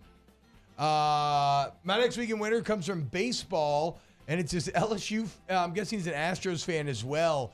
But look at our guy last night. Now, the Rangers ended up forcing a Game 7 with a 9-2 win, but look at the athleticism displayed from our guy in the LSU jersey.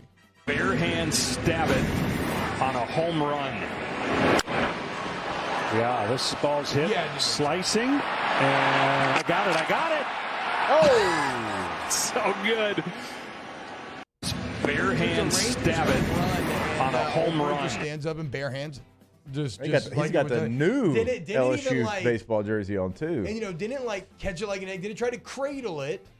Just a stoic hand in the air, power fist of a catch. Great job. God, that series, by you, random guy. That series has been fantastic. And he looked like angry the whole time because it was a Rangers home run, which was nice as well. Yeah.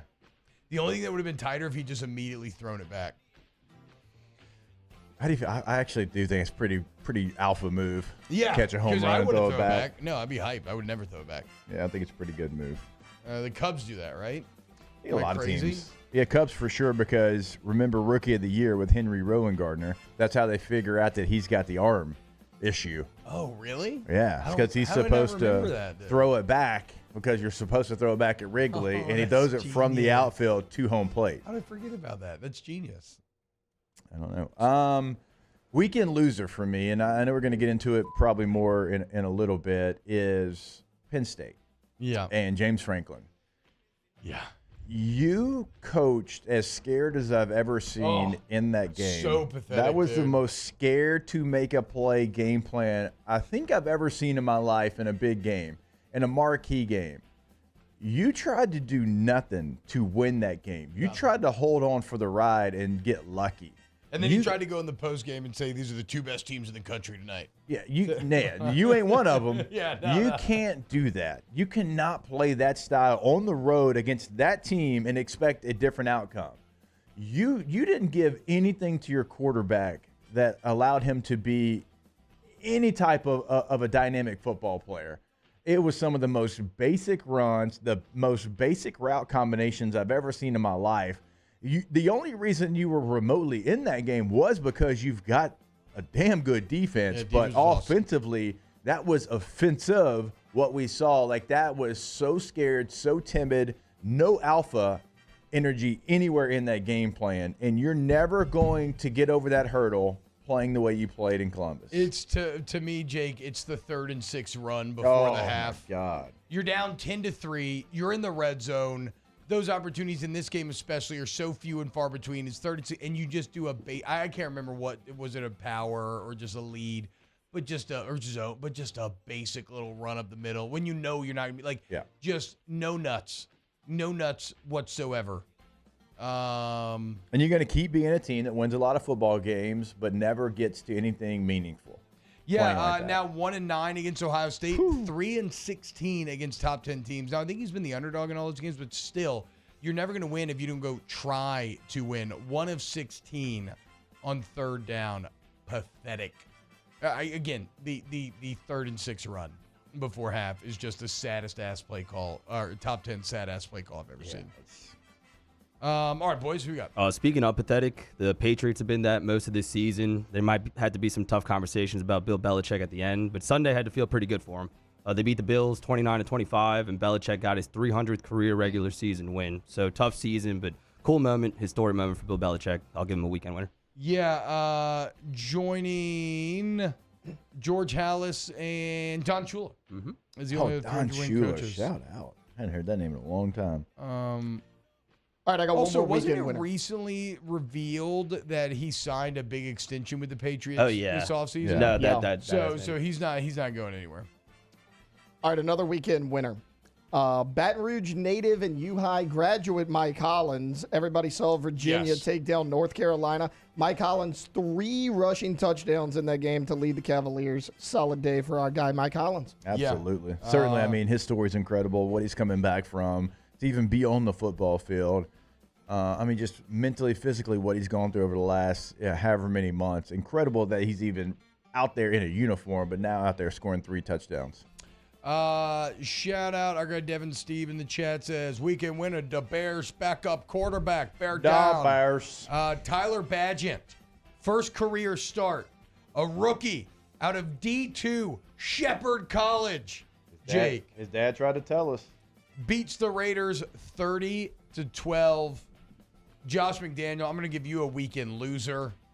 The Raiders are now 9-14 since Josh McDaniels took over.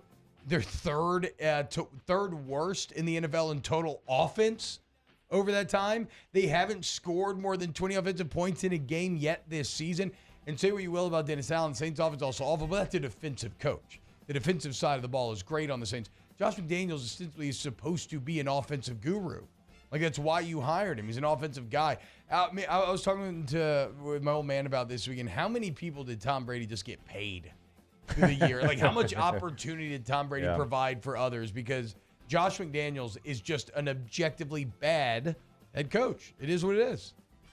Hey, a lot of people, players and coaches. Shout out to Tyson Badgett, though. His dad, arm wrestling champion. I'll tell you what, have y'all watched a full game of Tyson Badgett? That guy can flat out play football. I mean, he was great in the preseason. We talked about it a little bit because he was good in Senior Bowl practice. I'm trying to remember who it was got cut because I think it was actually PJ Walker. Yeah, who got cut because Badgett was so good in preseason. They wanted him to be the backup. Look, it's a bad day to be Justin Fields. I mean, that offense has been really bad outside of like last week with Justin Fields at the helm, and then Badgett comes in, he tears it up. He plays. He's really efficient passing. What was his final numbers? Let's see. Like, is it actually that bad a day to be Justin Fields? I mean, it is probably because I just think the Bears and Justin Fields are never going to work out anyway. T-Bob. But I just remember thinking when I saw Badgett's numbers, they were good. It's a good story, but they weren't like. They were good, but Justin Fields is 6-23 as a starting quarterback. No. I'm not, dude. Justin Fields and the Bears are already done in my mind with one another. His total yardage went great, 161 and a touchdown, but 73% completion percentage, and he took off and ran a lot. He was very efficient, no turnovers either, which has been Justin Fields' biggest issue. Yeah. Either way, just an awful look though for the Raiders. I'm going to go weekend loser. College football referees, bad weekend. What in the world's that Iowa call? That's exactly where I'm going, T. It's right there. Use common sense. That's all I ask for. Use common sense. Oh, to the letter of the law. Use common sense. The Iowa punt returner, because if you actually know ball, you know exactly what he's doing. He's pointing to the football because it's bouncing around. It's a Peter call. He's waving his teammates away from the ball. It's not a fair catch signal because the ball's already on the damn ground. He's not fair catching anything. He's telling his teammates to get away. Like, just use common sense. Like, that cost them the football game. And I'm sure there's going to be people like, well, actually, he waved his. No, it's common sense to know exactly what he was trying to do. He's saying get away from the football, not fair catch. He's pointing to it with his other hand. He picks it up and goes the other way. Would it have, hit the line? Yes, it would have, but that doesn't matter. Iowa was 6-1, and that's why you're frustrated. You're 6-1. You make the play to win the game, and they call it back, and God knows their offense wasn't going to go 50 yards to win it. I mean, the Iowa under is just amazing. 31.5 this week, and it didn't even get sniffed. I'd love to see it. But, yeah, I mean, that is how Iowa wins, that exact recipe. And so you screwed up the Kirk Ferentz magic.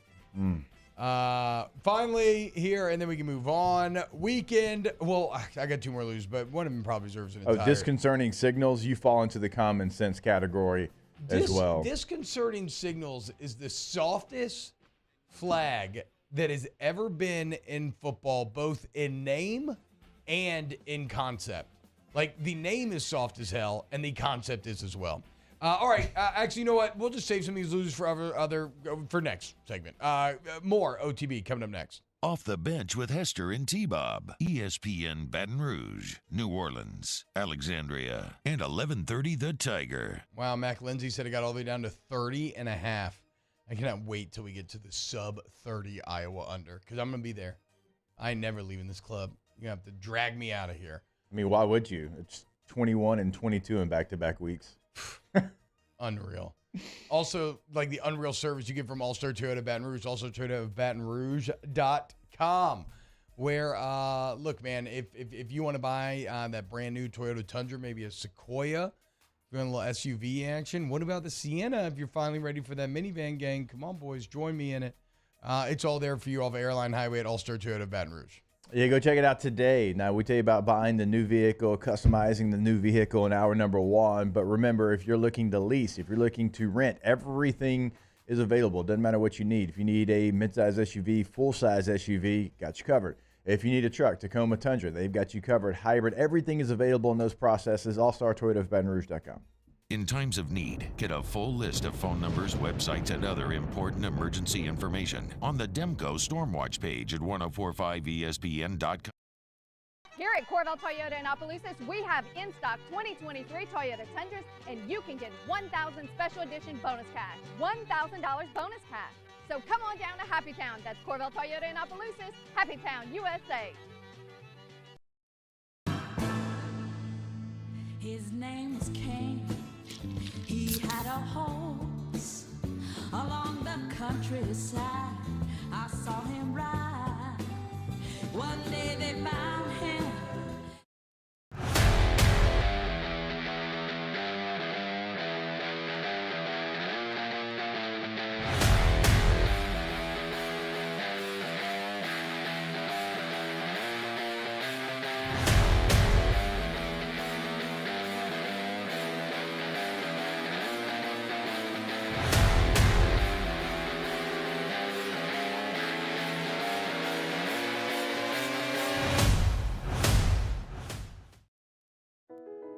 I've been doing business with Luba for 25 years.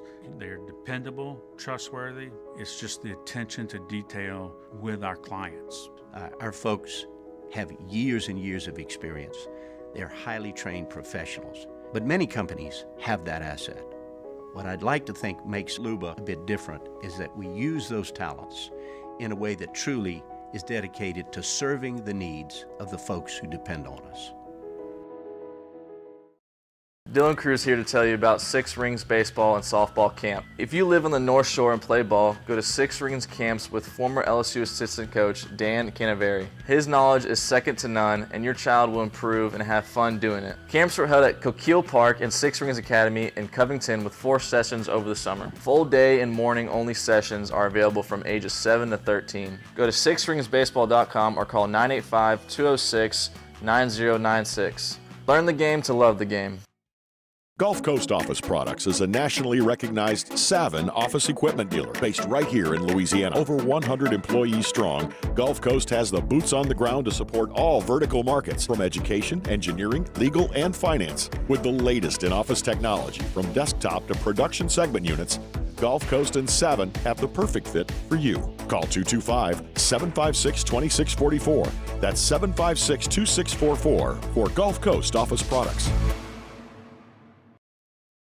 Scooncha, fall in the air. Fall is right around the corner, which means fall fishing is, which means it's time for you to take your boat to the next level with front-to-back boat service in a bunch of different ways. You want a custom stair job, you can have a ton of fun out there on the water. They can do that. What about a spot lock trolling motor? So you stay right where you need to in casting lines.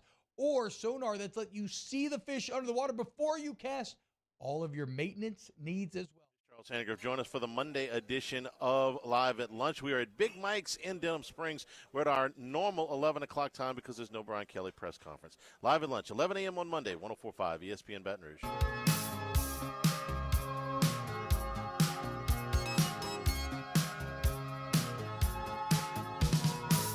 I'm just an average man with an average life. I work from 9 to 5. Hey, hell, I pay the price. All I want is to be left alone in my average home. But why do I always feel like I'm in the twilight zone? And I always feel like somebody's watching me. And I have no privacy. All-Star Toyota presents Off the Bench with Hester and T-Bob. ESPN Baton Rouge, New Orleans, Alexandria, and 1130 The Tiger. What's going on, y'all? Welcome back to OTB. Hour number 2. Rolling right along. Hope you're having a great day. Emmanuel Acho said, with national championship hopes gone, Caleb Williams should consider sitting out the rest of the season. The Heisman is a long shot. College football playoffs even less likely. I would say both are shattered at this point. And he won't play in the bowl game. The risk of playing far outweighs the reward. Business decision. Now, this tweet has 15.7 million views on Twitter, and I think it's an exemplary piece of how you create a hot take that is going to engage, that is going to farm a bunch of engagement. It is, and Acho's kind of been known for this for a while, I feel like. But the key with it is anybody can say anything outlandish, right? Mm-hmm. The key with this kind of take is it just has to have enough plausibility where you can get up there on a show and you can argue, and maybe even convince yourself that it's true, right? Because, like, he's not, it's not entirely wrong. He is going to skip the bowl game, and we got no problem with people skipping bowl games anymore if they're not a major one. He would be drafted highly no matter what if he played or not the rest of this season. Now, I think what this take ignores is it could get, that would put you be number 1 overall at risk because I think a lot of GMs would take you off their board if you're somebody who quit on your teammates in the middle of the season. But again, the point is you're arguing with something that is a bit ridiculous but has just enough plausibility, Jake, to where it gets people like fired up and you start yelling at your computer when you read it. I mean, I do, because sitting at a bowl game is one game scenario. There's 3-4 weeks between that, right? Okay, so that to me is a different situation. Would I ever do it? I would not. Just wouldn't do it. Like, I would go back. If you gave me one more play in my football career, it wouldn't be at the NFL level. It'd be in an LSU uniform. Right? College football is the greatest thing that we have, in my opinion, and everybody's entitled to their own opinion. But what this is saying is quit. This is saying quit on your teammates. This is saying because you're about to make a lot of money, quit on your teammates. Now, remember, you have insurance policies put in place for this, but also like, hey, during the summer, we're running 110s. Just know if things don't go right, I'm quitting. Like, I'm out. Like, if we don't have a chance to win a national championship, I'm out. If I can't win the Heisman again, I'm out. And that's not even Caleb Williams saying that. This is somebody else. But this is a mentality that I will never get behind. Football is the ultimate team sport. Right? Tennis, individual. Golf, individual. A lot of individual sports, and you do individual things, and that's fine because that's what that sport calls for. This one does not call for it. This is the ultimate team sport, more than any other sport out there, because like other sports, like, yeah, you can You can have one singular player dominate and you can win games, and that's not taken away from those sports. It's just kind of what it is. In basketball, we've seen guys just completely take over games by themselves. Yeah. Baseball, if you have the starting pitcher, he's mowing people down. Now, quarterback can do some of that, but it's the ultimate team sport because if the left tackle doesn't block, doesn't matter how good the quarterback is. If the receiver doesn't run the right route, doesn't matter how good the quarterback is. You're not one of one. You're one of 11 on a football field. And you're just telling this young man, hey, you can't do those things that were at the top of your goal list. So if you can't get to the top of your goal list, the hell with everything else. And the hell with everybody else on your team because we don't really care about them. We just care about me. We just care about singular, not plural, not everybody on this team. It's just a singular thought process. Like that to me is wild. That would be like when we lost to Arkansas in 2007. If we had players, if Glenn Dorsey said, you know what? We can't get to the Natty. Yeah. We can't get there. I'm not playing against Tennessee. I've been playing hurt since Auburn. I'm not playing in that game. Can you imagine? Putt wouldn't, like, that just would never happen. That conversation would never happen. And I know it's a different time. You can say, well, you don't know. No, I know. I know what that team and those players would do. And again, like, this isn't a shot at Caleb Williams. He hasn't said any of this. But this thought process to even put that out, man, you play too much football. Like, this is somebody that played at Texas, played a little bit in the NFL. Like, how can you, knowing that the team commitment that it takes, put something out there like that? That's where I have a problem with it, because, like, you've been through this. Like, what would you do if your teammates would have done that? It's a wild take to me. And, look, I think Caleb Williams probably catching some strays from this when he hasn't said a word. Yeah. And his intentions might be to go out there and play every single game, every single down until you get to the bowl game. Caleb Williams has caught a few strays. There's been, like, weird, like, low-level Instagram accounts that have reported, like, Williams wants ownerships. Williams' dad is saying that he's not going to go to – he'll only go to these teams. And then you see, like, none of it is actually backed up by real reporting. So I don't know what it is that makes him such a lightning rod for this sort of stuff. But, yeah, look, the bottom line is when scouting is so hard and you never know who is going to thrive on the next level, who's going to work, who's not going to. And it's not just physical ability. There's things like fit. There's the mentality. It's the attitude, the character of the player. And it would just be a massive red mark for me, negative mark in the character department if you were to quit on your team. And it's like okay, think about maybe some of the quarterbacks that have the worst attitudes in the NFL. I think people kind of feel like Kyler Murray is probably at the top of that list, and tell me that this wouldn't make, like, is that really the type of attitude that you want to throw your entire franchise behind? Like, it would have to make you think twice. So that's where, because Emmanuel's trying to base this, like I said, in plausibility and in some form of logic, but that's where the logic breaks down is I don't believe, I do think that if he were to do something like that it actually would hurt his stock pretty significantly. Adam, I think Jake might be a little misguided here. He's got a fullback mentality and ultimate team position. Caleb Williams is generational quarterback talent, so I can understand him protecting his health. When did we get into this protect our health? It's football. It's a violent game. Protecting yourself? No, you go out there every single practice, every single game, knowing what you're getting into. So now we're protecting, like, hey, if we're not in a playoff race in the NFL, I'm shutting it down.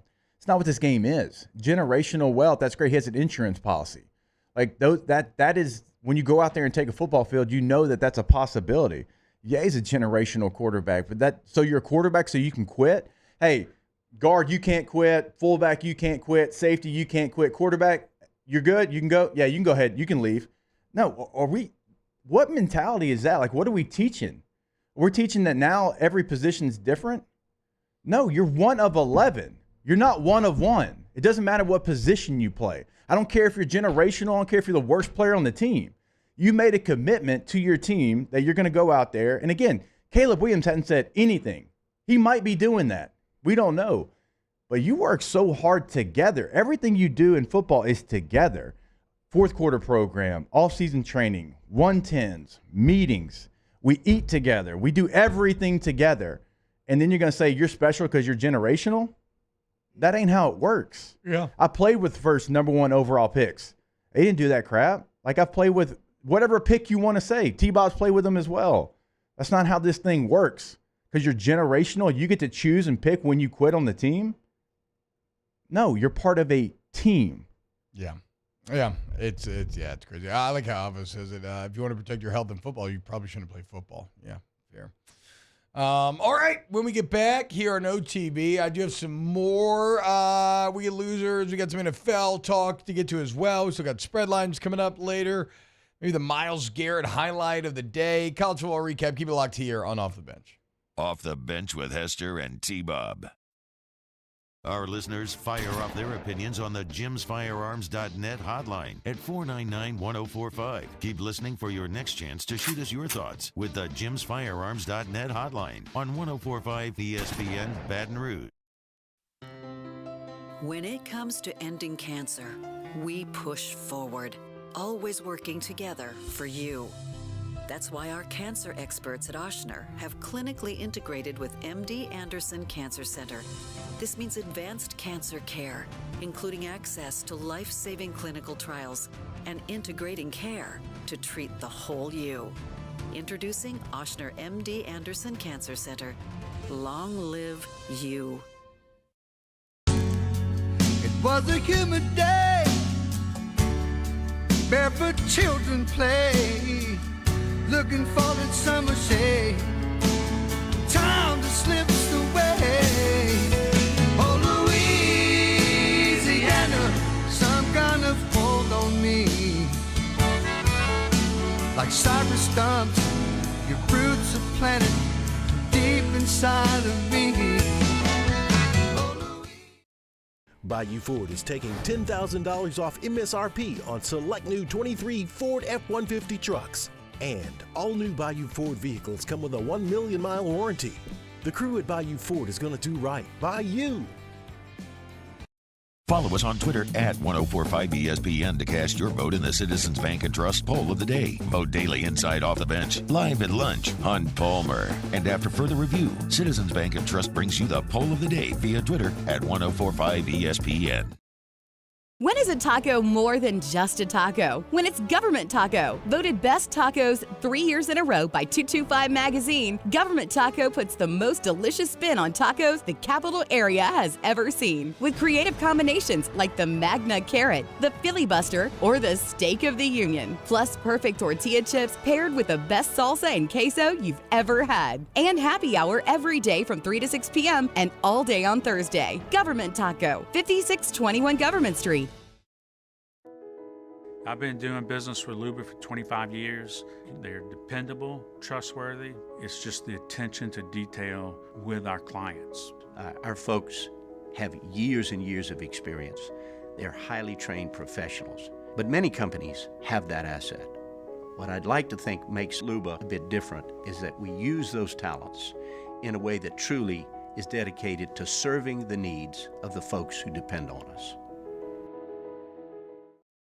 Dylan Cruz here to tell you about Six Rings Baseball and Softball Camp. If you live on the North Shore and play ball, go to Six Rings Camps with former LSU assistant coach Dan Canaveri. His knowledge is second to none, and your child will improve and have fun doing it. Camps were held at Coquille Park and Six Rings Academy in Covington with 4 sessions over the summer. Full day and morning only sessions are available from ages 7 to 13. Go to sixringsbaseball.com or call 985-206-9096. Learn the game to love the game. Gulf Coast Office Products is a nationally recognized Savin office equipment dealer based right here in Louisiana. Over 100 employees strong, Gulf Coast has the boots on the ground to support all vertical markets, from education, engineering, legal, and finance. With the latest in office technology, from desktop to production segment units, Gulf Coast and Savin have the perfect fit for you. Call 225-756-2644. That's 756-2644 for Gulf Coast Office Products.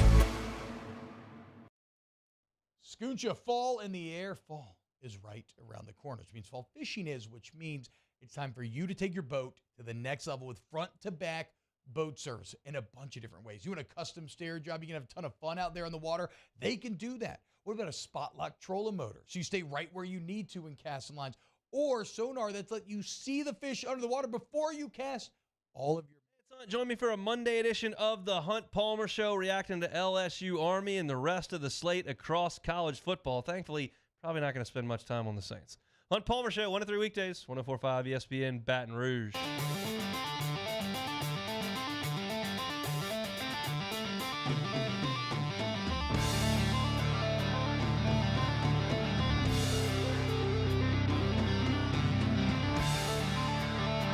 The Baton Rouge Zydeco take the ice for the first time when they face off with the Columbus River Dragons Thursday, October 26th. Tickets start at just $10, and you can get them online at the RaisingCanesRiverCenter.com or through Ticketmaster. Register for a chance to win free Baton Rouge Zydeco tickets from us at 1045ESPN.com. All-Star Toyota presents Off the Bench with Hester and T-Bob. ESPN Baton Rouge, New Orleans, Alexandria, and 1130 The Tiger. Jake, the people seem to be loving your rebuttal of Manuel Acho's argument there. Well done. And again, I think this is. I'm not accusing. Like, I don't think Acho said something like this, like, because I just want a farm engagement. But he knows what he's doing when he puts this out there, and I think Jake just shut it down about as solidly as you can. Boys, yesterday in the NFC South, you had a Falcons-Bucks game take place. Falcons ended up winning 16-13, now 4-3, Bucks 3-3.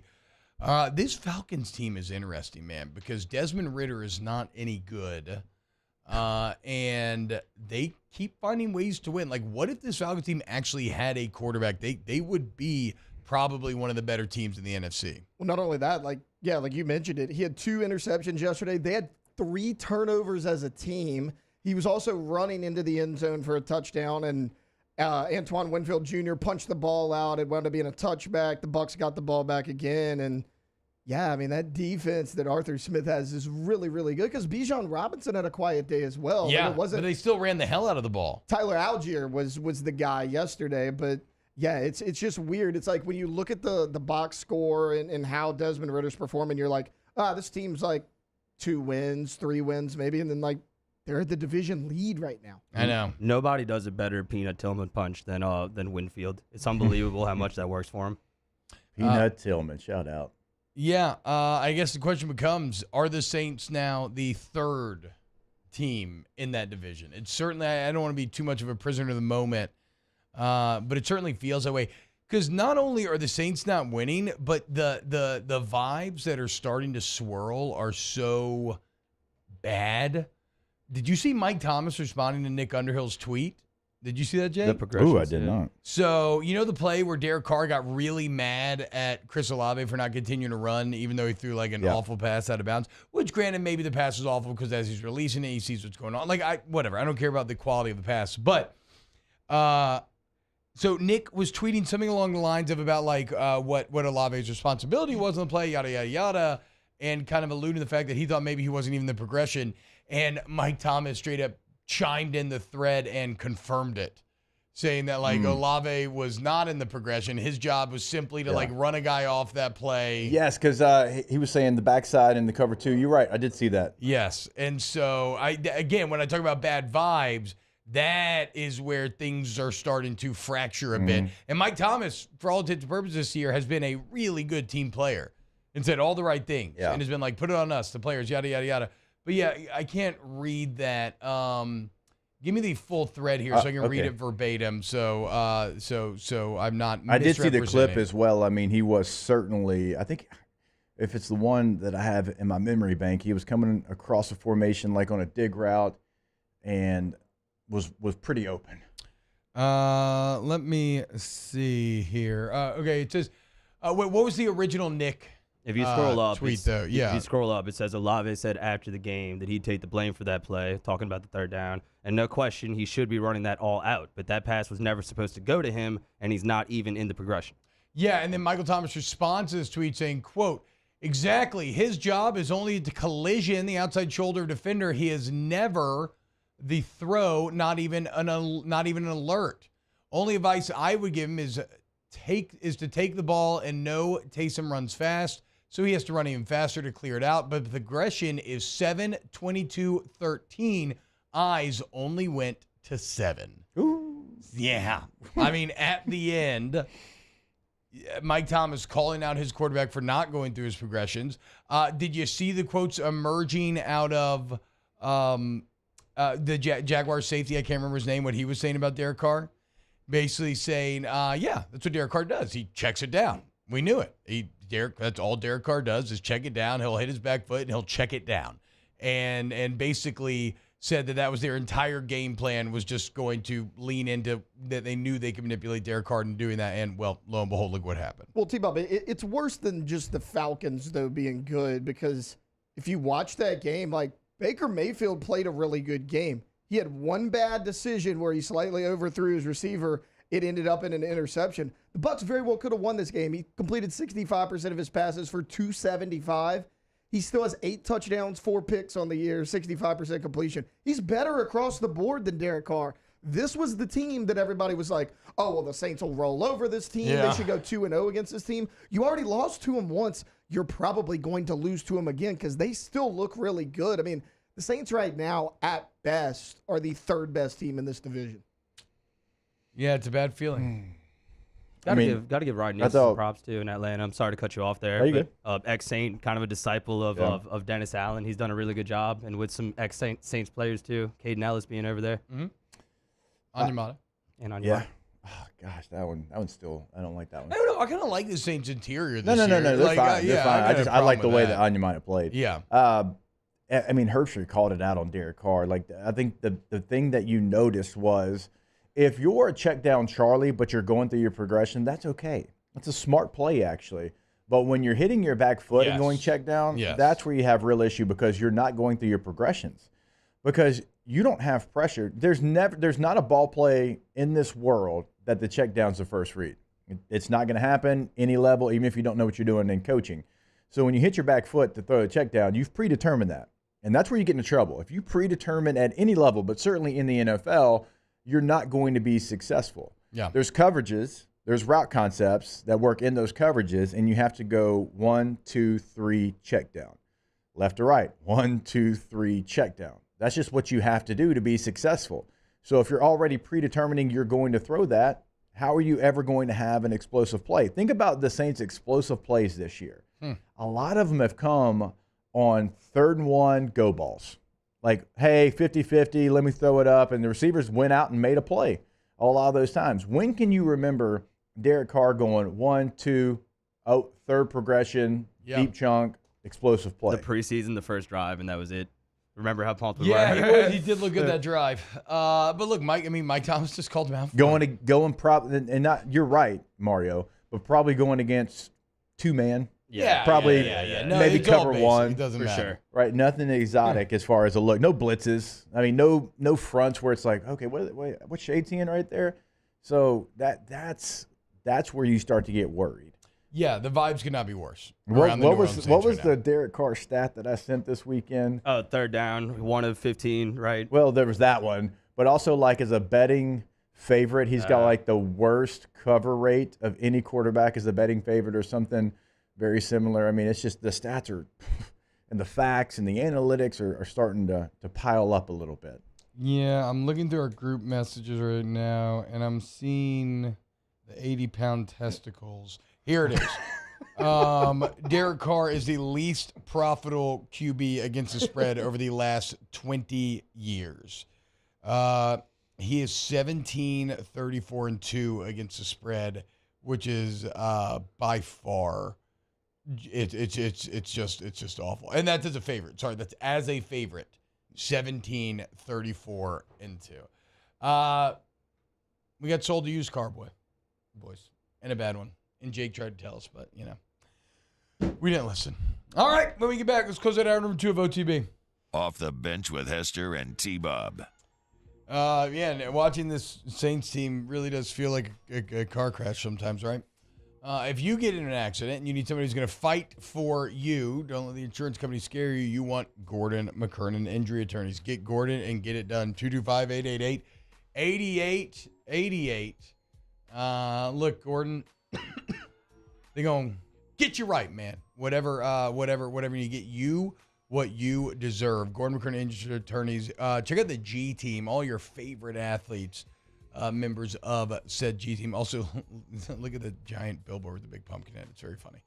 Get Gordon, get it done today. GetGordon.com is the website, so if you're already at work, maybe you can't get to the phone, you can always have a chat right there on the website. Now, social media all major social medias. At Gabe Gordon is the handle there. Give those accounts a follow. Obviously, the series, the Sit Down with G series we tell you about every day, but also area code in Louisiana, followed by 888-8888. Get Gordon and get it done. In times of need, get a full list of phone numbers, websites, and other important emergency information on the Demco Stormwatch page at 1045ESPN.com. Life in Louisiana is like a run-on sentence. A poem that doesn't rhyme. Life is here, now. For life's moments, big and small, always there. The right card, the right care. There it is, the extra mile, on the border of expected and extraordinary, for those willing to go further, like vans customized for work or play, with safety and tech to keep you connected, supported by a 5-star sales, service, and finance team, and backed by the 1-star you know. So go the extra mile. It's never crowded, because so few have what it takes to go there. Mercedes-Benz Vans. Bayou Chrysler Dodge Jeep Ram is celebrating Ram Power Days with $15,000 off MSRP on new 23 1500 trucks, $15,000 off, and a 1 million mile warranty. Plus, we'll pay your trade-off regardless of what you owe. The crew at Bayou Automotive is going to do right by you. The importance of doing this fortified program and offering it to people down here is, number one, the only real chance you're going to get to do this is when you put on a new roof or build new. And through companies like HUDCO, who's kind of leading the way in this thing, it's going to offer the customers a huge advantage in the insurance market and the price of their insurance.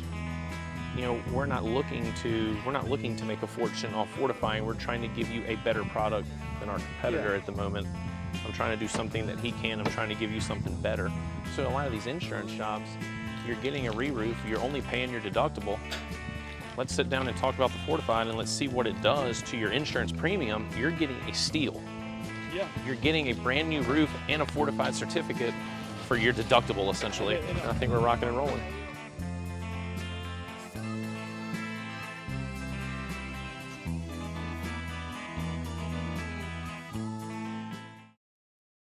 Running Boards Marketing can help you get their attention.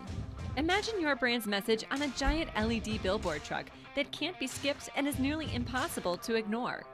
Running Boards Marketing is the leader in effective and affordable advertising on digital mobile billboards, which are 2 times more effective than traditional billboards.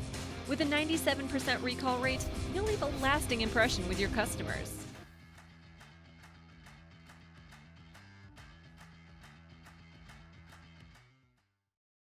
Electricity is all around us, and our families depend on it.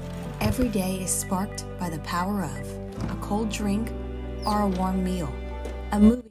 Matt Moscona inviting you to join us for Monday's AFR, presented by Relief Windows. We'll recap LSU-Army from Tiger Stadium. Peter Burns will recap the weekend in the SEC. Join us 3 to 6, 104.5 ESPN Baton Rouge.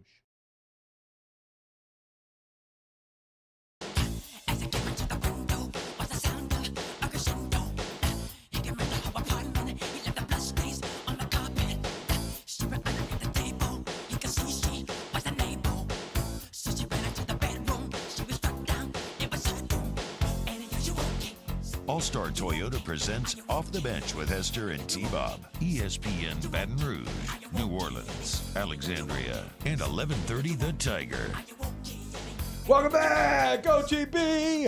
Wrap it up. Out of the Ask the bench. How are the Saints going to handle this thing if the season goes completely off the rails? I mean, you're kind of married to Derek Carr probably for a couple of years, right? But, I mean, I'd have to imagine it's pretty much wholesale changes. Not Mickey Loomis, but everybody else. I think Mickey's probably safe for as long as Mickey wants to be safe, but a DA and company would be gone for sure. And I don't think you're going to be able to do anything with Derek Carr, so you probably have to just continue forward there. But, yeah, if this just goes, like if you finish third in this NFC South and you don't make the playoffs and, yeah, it's just starting over. If you don't, if you're not competitive in an NFC South that, let's call it like it is, right? Very middle of the road, not awful, not as bad as some other divisions maybe, but no team that's really going to threaten you ever get close to elite territory, and you still aren't competitive in that. And you have such a friendly schedule. Yeah, this as far year as in the terms of overall quarterbacks you face and didn't face, and this is a division that the Saints, with who they have on their roster and the money and the contracts that they have given out, they should be dominating this division. Certainly, even if they're not dominating, they should be at the top. Yeah. And they don't feel like they're anywhere close to the top. I mean, think about how many teams Baker Mayfield, and look, this isn't shade towards Baker because some of that was situation. I mean, hell, he showed up to L.A. on Tuesday and played on a Thursday, but like Desmond Ridder, Baker Mayfield at this point in his career, Bryce Young, a rookie quarterback, like you should be going out there and dominating. And you beat the Panthers, but I would not say that was a dominant win. That's the troublesome thing, is just the talent that you have, the resources that you have, and some of the first-round picks that you have on the field that are bad right now, certainly in the offensive front. And honestly, that's where Mickey should bear culpability, Yeah. but it's not. He's too ingrained in the Saints' power structure. Going back the last few years, whoever the new regime is will have to clean some of that up. You know, missing with Peyton Turner and with Davenport, and now potentially with Trevor Penning. Like, eventually the onus will be on him. I guess just not yet. Well, it's weird. Well, no, but that's what I'm saying. It doesn't matter what he does. I don't think it will be, because he's so tight with ownership, and he has that full trust. For sure, could be a flawed system. That's kind of scary what you're describing. But it's weird because Jeff Ireland's also been great. Yeah. Like, he's also had maybe the best draft we've ever seen, and he's had great first round. You can't get them all. It's just shocking that you missed so many on the offensive line alone. Like, that's the problem, is they stacked up at one position. Off the Bench with Hester and T-Bob. RejuveMeMedical.com. Restore me, refuel me, rejuve me. And there's a lot of football left to play. Like, it feels awful today. We'll see where it goes, but it does feel awful today. You know what the Saints feel like, Jake? They feel like they need to be rejuvenated, don't they? Feel a little old, a little decrepit, a little tired, bags maybe under the eyes. Drafting a quarterback in the first round. That would give you a youthful feeling. True. I don't think Rejuve Me offers that as a treatment, but like functionally, the excitement, the energy, the juice that you get off of drafting a QB in the first round, you can get that same juice from Rejuve Me. Okay. Maybe it's HRT, maybe it's not, maybe it's something like semaglutide, maybe it's not, maybe it's just B-energy shots, maybe it's not. But the point is, a ton of different treatment options for you. Get your labs drawn, see where you're deficient, let them get you where you want to be. RejuveMeMedical.com.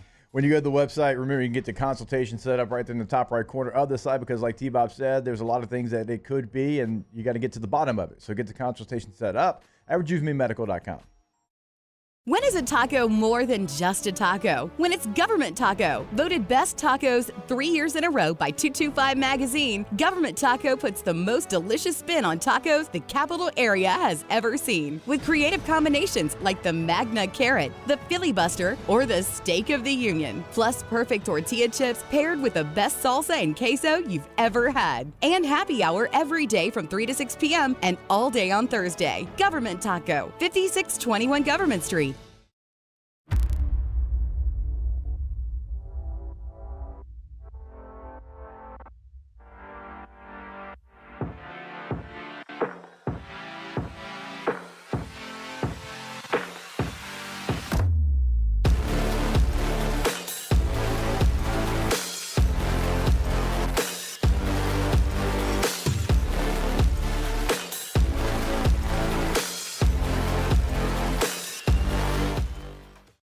Dylan Cruz here to tell you about Six Rings Baseball and Softball Camp. If you live on the North Shore and play ball, go to Six Rings Camps with former LSU assistant coach Dan Canaveri. His knowledge is second to none, and your child will improve and have fun doing it. Camps were held at Coquille Park and Six Rings Academy in Covington with 4 sessions over the summer. Full day and morning only sessions are available from ages 7 to 13. Go to sixringsbaseball.com or call 985-206-9096. Learn the game to love the game.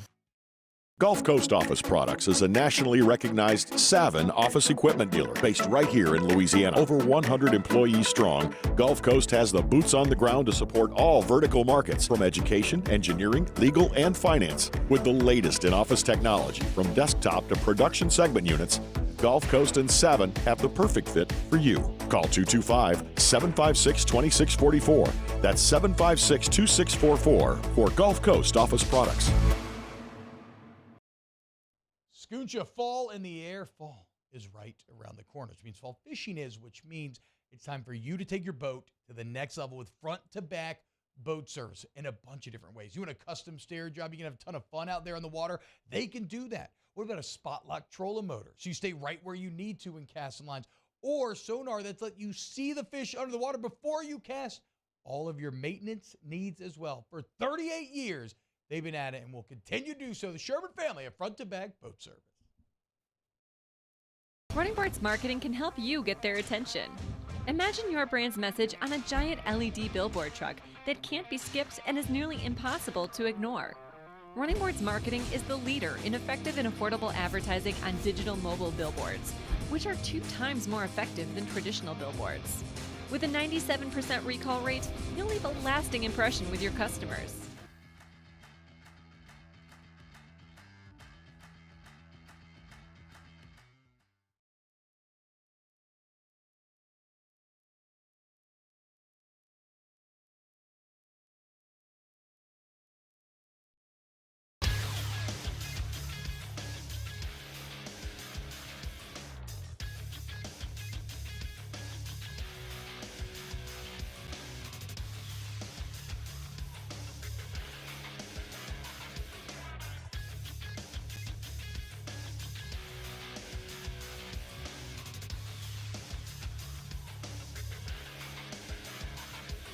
Good morning, everybody. It is 9 a.m. on Monday, October 23rd. Today in Baton Rouge, expect cloudy skies with a high of 89. Coming up on OTBOT, Hold the Mayo joins the show at 9:15. You can follow us on Twitter, Instagram, and TikTok at OTB_ESPN, or catch us on YouTube at the 1045 ESPN channel and subscribe for daily content. OTBOT, live from the Mercedes-Benz of Baton Rouge studio, starts now. Let we go! All-Star Toyota presents Off the Bench with Jacob Hester and T-Bob Hebert. Yeah. Off the Bench with Hester and T-Bob. Hey, P, they said I got to come off the bench. All-Star Toyota presents Off the Bench with Hester and T-Bob. Yo, yo, yo.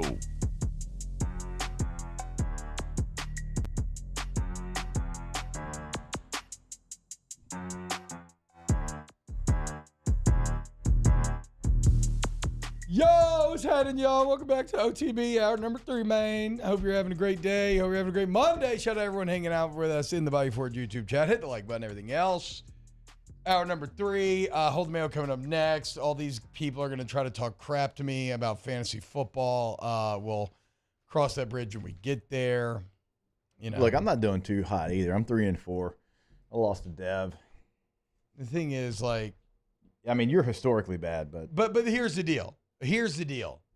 If you have a murderer, right, and he's in a parole meeting, or what do they call it to, like, the meetings if you're going to get out of jail or not?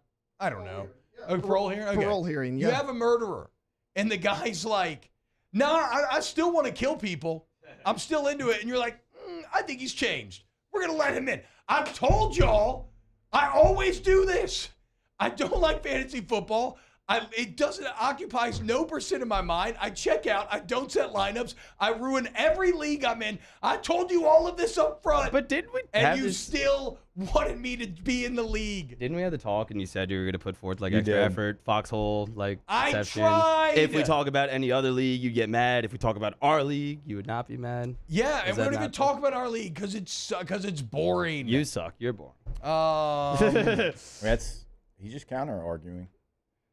Yeah, no, I'm tied. Like, let's talk about it. T-Bob's favorite segment. I'm tied with Dev right now, 121.5 for both of us. He's got T.J. Hawkinson tonight, though. I don't think T.J.'s going to go scoreless. I thought Dev was beating me this week. Is he not? Who am I playing? Who's that screenshot that he sent? No, you're playing Taylor, and oh man, T-Bob lost all will to live in fantasy with the first Anthony Richardson injury. Yes, I am that guy, Derek, and I know, but I've been that guy. I've said I'm that guy for years, and I keep trying to quit fantasy football, and people keep bringing me back in, and I always enter with the best of intentions, but my brain just doesn't work that way. At no time before noon on yesterday or afternoon did I ever once think about checking a lineup. I have so much stupid crap in my brain. I have never gotten in a habit of it ever occupying that place in my brain. Honestly, T-Bob, I'm going to give you credit. One, I'm having a good week. So if you're gonna not set your lineup, like Good. it's fine. Like Good. I could So actually feel have like a bit guilt-free here. yeah, at least, yeah. Like I could end up with 140. Like just all my guys hit for some reason this week. I'm not Good. that great either. I'm gonna be 3-4 after this week too. Secondly, you only had like half of your lineup set and you scored 54 points. Look, so I'm like resting. honestly, shout out because like your lineup actually wasn't that bad with the guys who were playing. I'm resting my players, okay? We needed a bye week. They gave us a late bye mean, week. I'm just resting my players You for a scored week. 53 with half your team, so I agree. Brent Semino says, I'm sure Chatter would take his place. I will give you my login. Well, I don't know if I can do that, actually. It's my Disney ESPN login info, so I can't do that. I wish I could, though, because I would love to see like a good fantasy football player take over my roster and see if they could salvage anything from this year, because I drafted awful, and then anything that had a glimmer of hope, that guy's gotten hurt. God, you're it's just 0-6. oh, bro, it's awful. And I don't see a win on the horizon. You know? Megan making money and Caroline and Hold the Mayo will be tied for first after this week. Wow, what a week. What a week. So I apologize, guys. But again, I kind of told you all exactly what to expect, and you still were like, "No, come in. Come in the house." Hey, I'm thinking about killing your entire family tonight. No, come on. You're good, dude. I think Come we just on. I think we you just thought, since there was like, 8 of us, we're 8 deep, that maybe you'd take it, just like a kind of a group foxhole. Like I'll commit. I'll buy in. Because this is exactly why I couldn't That's what I say thought. no originally, because y'all were going to accuse me of not being a foxhole guy if I would have said no to the league. So I'm damned if I do, damned if I don't. And the clear answer is I don't. I don't want to. I don't want to anymore. I got crap from my other friends who wanted to bail out of that league. They kept me in it for no reason. Like, I just don't want to play fantasy football listen, ever again. Okay, on Thursday morning when Yes. we get here, Yes. hand me your phone and I'll set your lineup. Or just one of y'all tell me, and I'll go on the phone. I'll do it. I just don't. It's so weird. It's so incredibly weird how it just occupies I set no part of my I set brain reminders. chemistry. Like I'll have. Oh, that makes sense. I will have it say like, "Hey, bud, your lineup's got major issues. Go fix it." Okay, that's actually really smart. Yes. Yeah, I agree. Like Daniel Basham says, it's either miniature painting or chess playing. I ain't got no time for no fantasy bullcrap.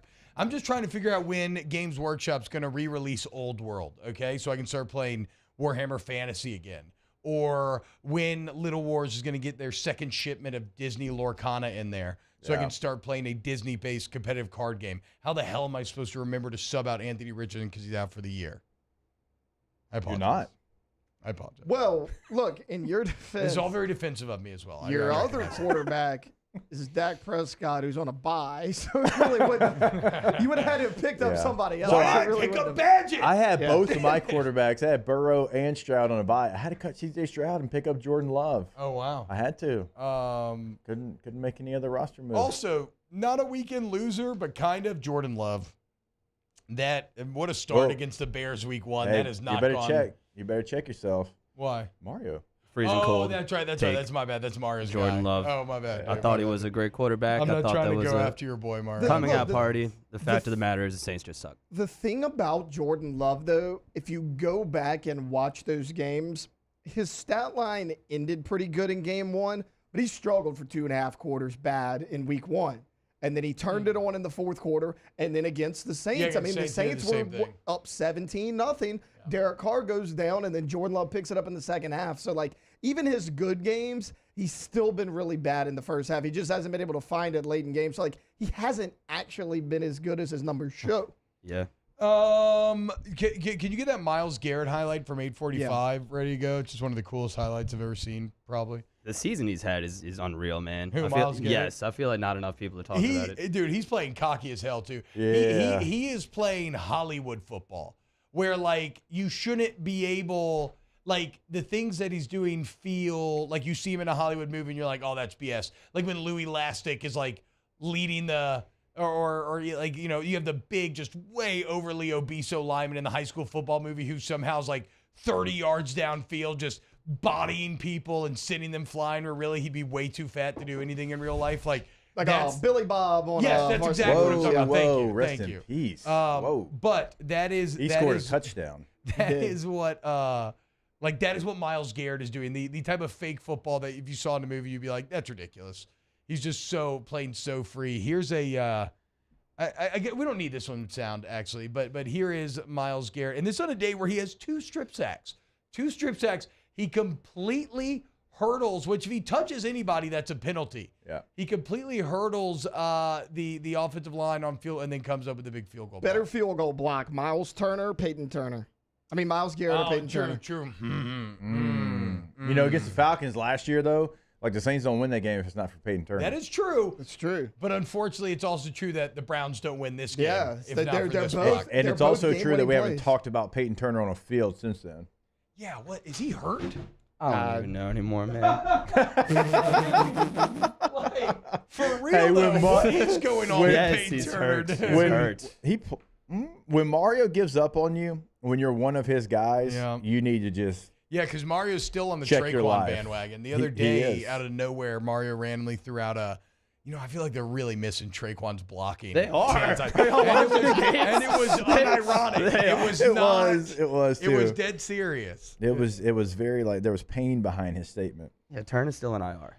Bilbo says, so you can't jump over the center, but you can jump over anyone else, correct? No, I think you can't hit the center. You just can't hit the center. You can jump over him, couldn't you?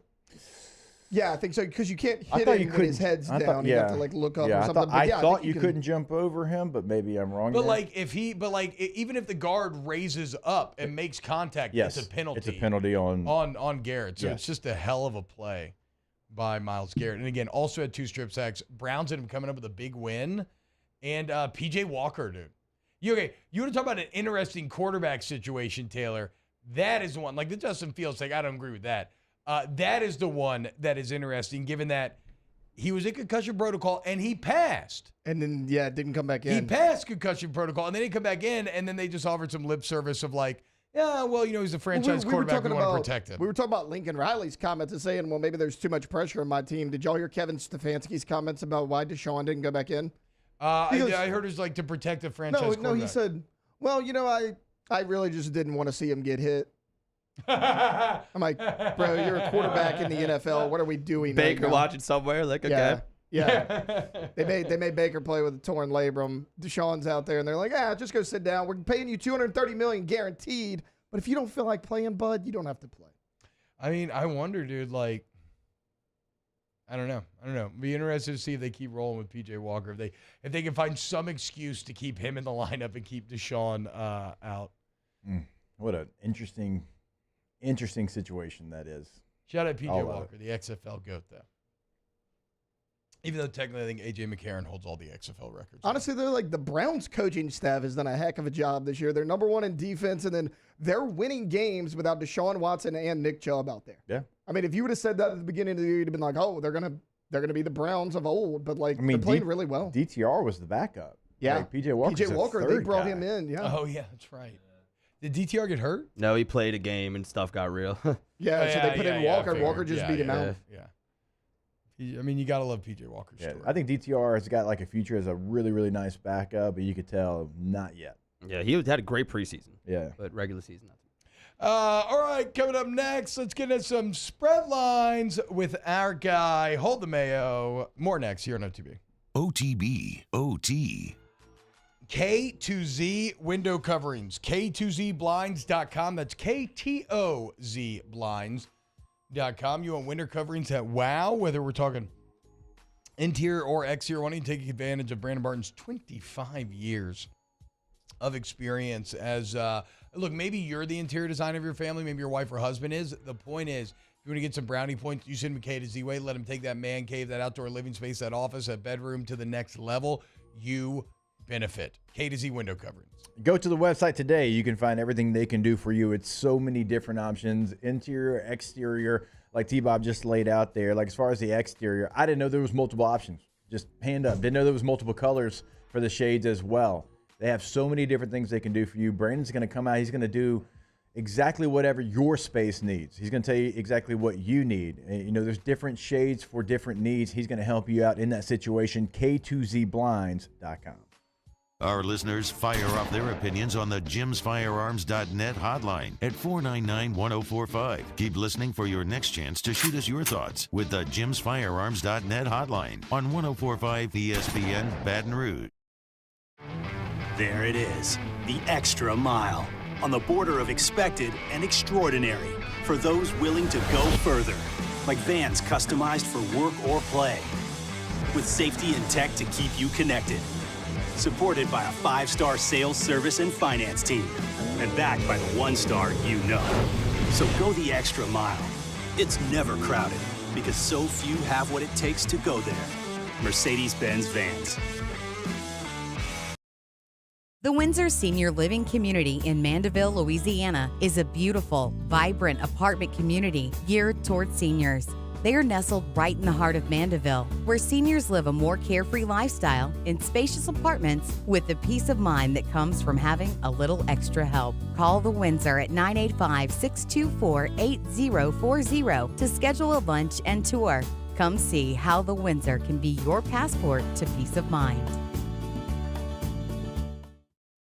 Electricity is all around us, and our families depend on it. Every day is sparked by the power of a cold drink or a warm meal, a movie night, and a comforting light at the end of a dark hallway. From sunrise to sunset, playtime to bedtime, our team is ready to take care of your electrical needs. Even in the case of an after-hours emergency, the light in your life shines brighter with Mr. Electric. I've been doing business with Luba for 25 years. They're dependable, trustworthy. It's just the attention to detail with our clients. Our folks have years and years of experience. They're highly trained professionals. But many companies have that asset. What I'd like to think makes Luba a bit different is that we use those talents in a way that truly is dedicated to serving the needs of the folks who depend on us. Dylan Cruz here to tell you about Six Rings Baseball and Softball Camp. If you live on the North Shore and play ball, go to Six Rings Camps with former LSU assistant coach Dan Canaveri. His knowledge is second to none, and your child will improve and have fun doing it. Camps were held at Coquille Park and Six Rings Academy in Covington with 4 sessions over the summer. Full day and morning only sessions are available from ages 7 to 13. Go to sixringsbaseball.com or call 985-206-9096. Learn the game to love the game. Gulf Coast Office Products is a nationally recognized Savin office equipment dealer based right here in Louisiana. Over 100 employees strong, Gulf Coast has the boots on the ground to support all vertical markets from education, engineering, legal, and finance. With the latest in office technology, from desktop to production segment units, Gulf Coast and Savin have the perfect fit for you. Call 225-756-2644. That's 756. Sandigrove, join us for the Monday edition of Live at Lunch. We are at Big Mike's in Denham Springs. We're at our normal 11 o'clock time because there's no Brian Kelly press conference. Live at Lunch, 11 a.m. on Monday, 104.5 ESPN Baton Rouge.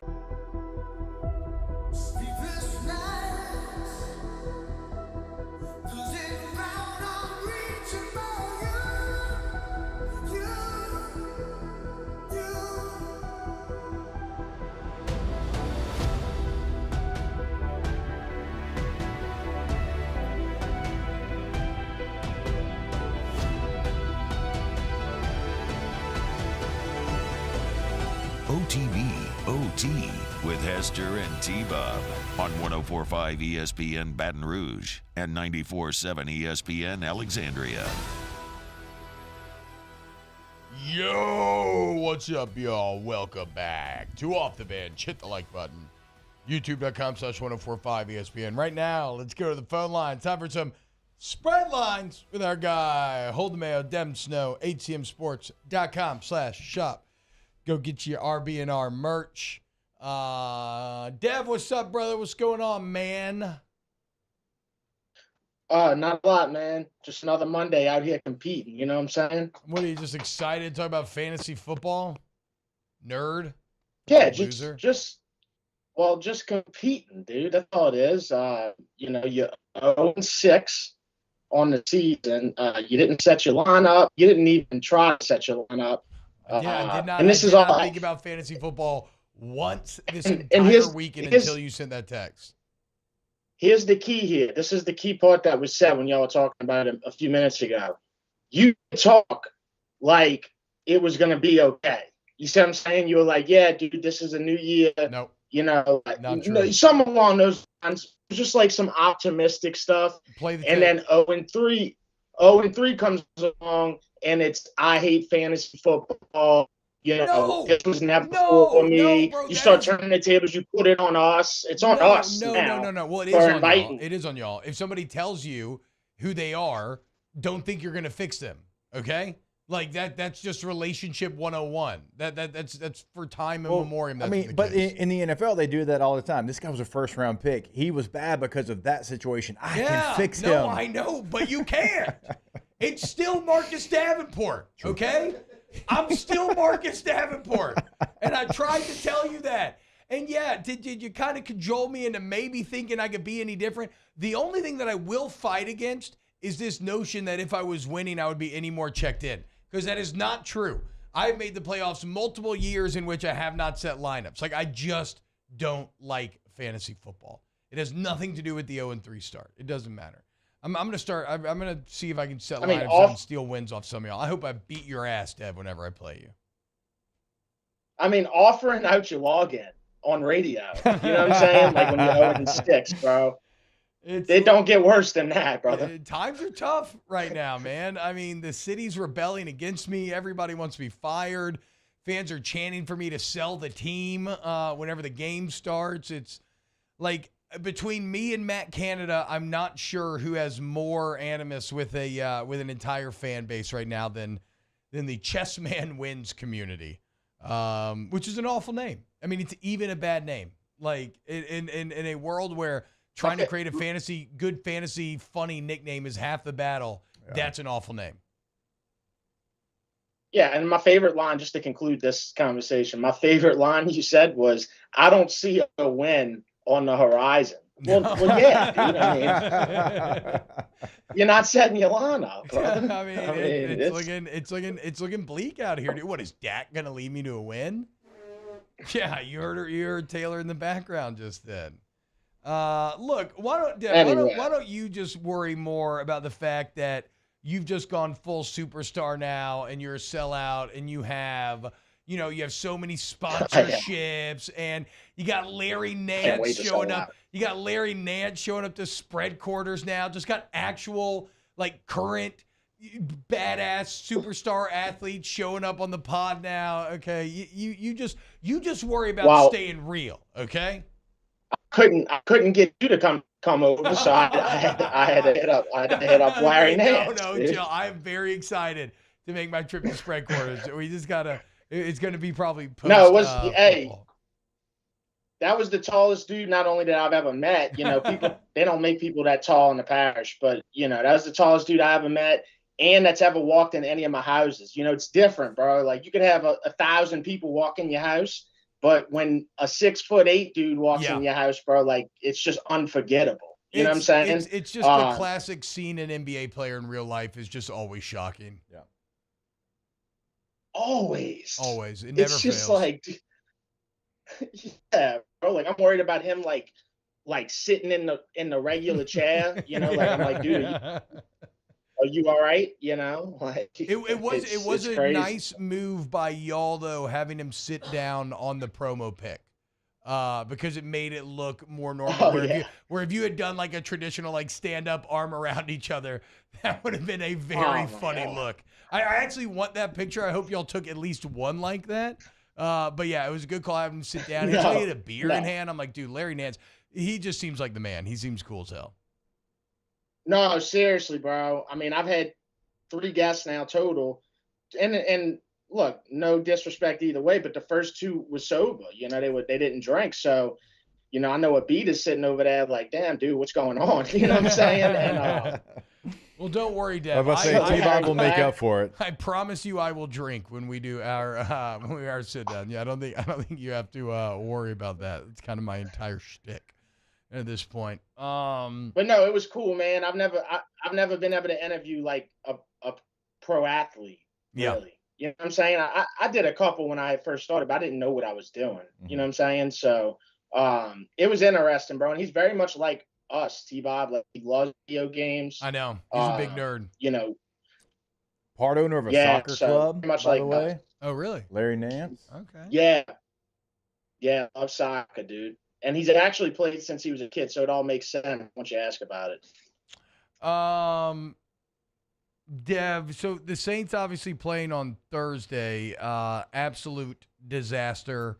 I'm sure the post game was just amazing and insane and epic. But I mean, I'll be damned, Dev. The Derek Carr experiment's dead, right? Like, it kind of feels like this is kind of unsalvageable. Like the Saints just bought a crappy car. Exactly. It's like we bought a car, A lemon. and we even checked we checked the Carfax. Yeah, And I know, dude. I thought the it looked Carfax- good. Did you? He never had a top 20 defense. Did you? Carfax said he was okay. Yeah, no. The Carfax just didn't show that it had frame damage, or or that it had been flooded.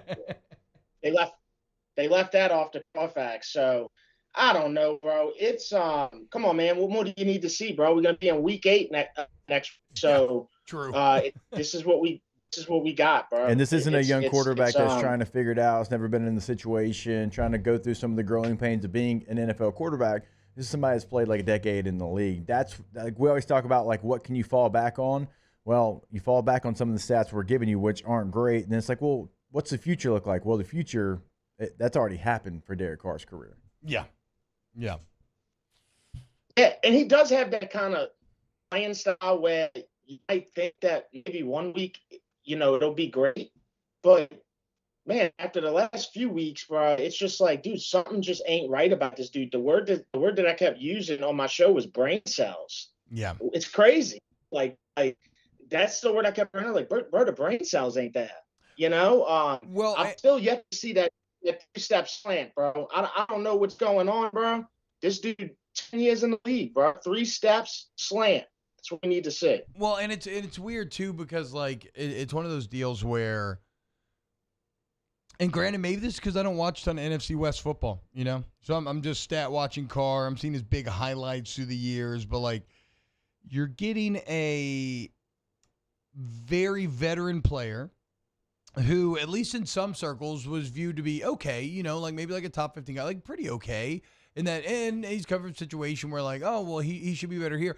But I guess what this is all to say is, because of the veteran nature of who you're getting, I just thought that mentally he would be so much better at going through his progressions, knowing where to go with the ball. But again, he just seems so panicky right now. Maybe it's a function of the offensive line. But like Jake pointed out, and like Kirk Herbstreit pointed out the other night, he just hits the back foot and he's ready to check it down. Like he ain't going through he ain't going through any progressions. He's just saying, hey, I'm just gonna. What is it? Is it like every single third down they throw it multiple yards short of the chains? I've never seen anything like it. They just dump it to Alvin Kamara and they're like, hey, Alvin, go fight off the entire defense and see if you can get a first down. Also, bro, Alvin Kamara's headscarf was wild. That is a step too far. You cannot have that headscarf on after losing Thursday Night Football in the manner that you did. That was ugh. That was bad. Yeah, he looked like he looked like a unlockable character on Assassin's Creed. Saying it was, especially after such a tough loss, dude. It's like, well, and it didn't even, if we just want to go full fashion, not that I know nothing. Actually, I was thinking yesterday about how insecure I am with my fashion right now, but it was incongruous with the rest of the outfit. Like I didn't even feel that it fit. Like say what you will about Cam Newton, but Cam Newton's insanity feels cohesive. Like every piece generally goes with the other.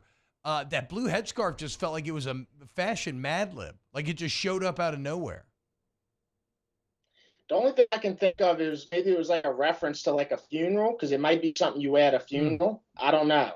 Like maybe it was like I don't know, like I'm depressed, I'm gonna put this on. It feels that might be a little light and airy for a funeral, right? It was like white and blue. I don't know. Generally, a black shroud is going to play better there. So I don't know, Dev. It sucks, but you look up and it seems like the Atlanta Falcons are going to win the NFC South, and the Saints might not even be the second best and maybe the third team in the NFC South. Well, hold on, not so fast, because we get to play the Atlanta Falcons twice at the end. This is what I think's going to happen. I think it's going to come down to that last time we play the Atlanta Falcons this season, and that's going to be for the division. I think that's going to happen. So you're holding that's the Saints. The Saints. No, now hold on. That's if the Saints can play any type of respectable, common sense football, which we've really yet to see that, you know. So I don't know. We'll see, bro. Derek Carr is a roller coaster ride, bro. And yeah, he checks down before he even would remotely think about checking down. He checks down. I've never seen such a quick check down. It's scary quick. There's no progressions being made. It's literally straight to the check down. So, dude, it's got to change, bro.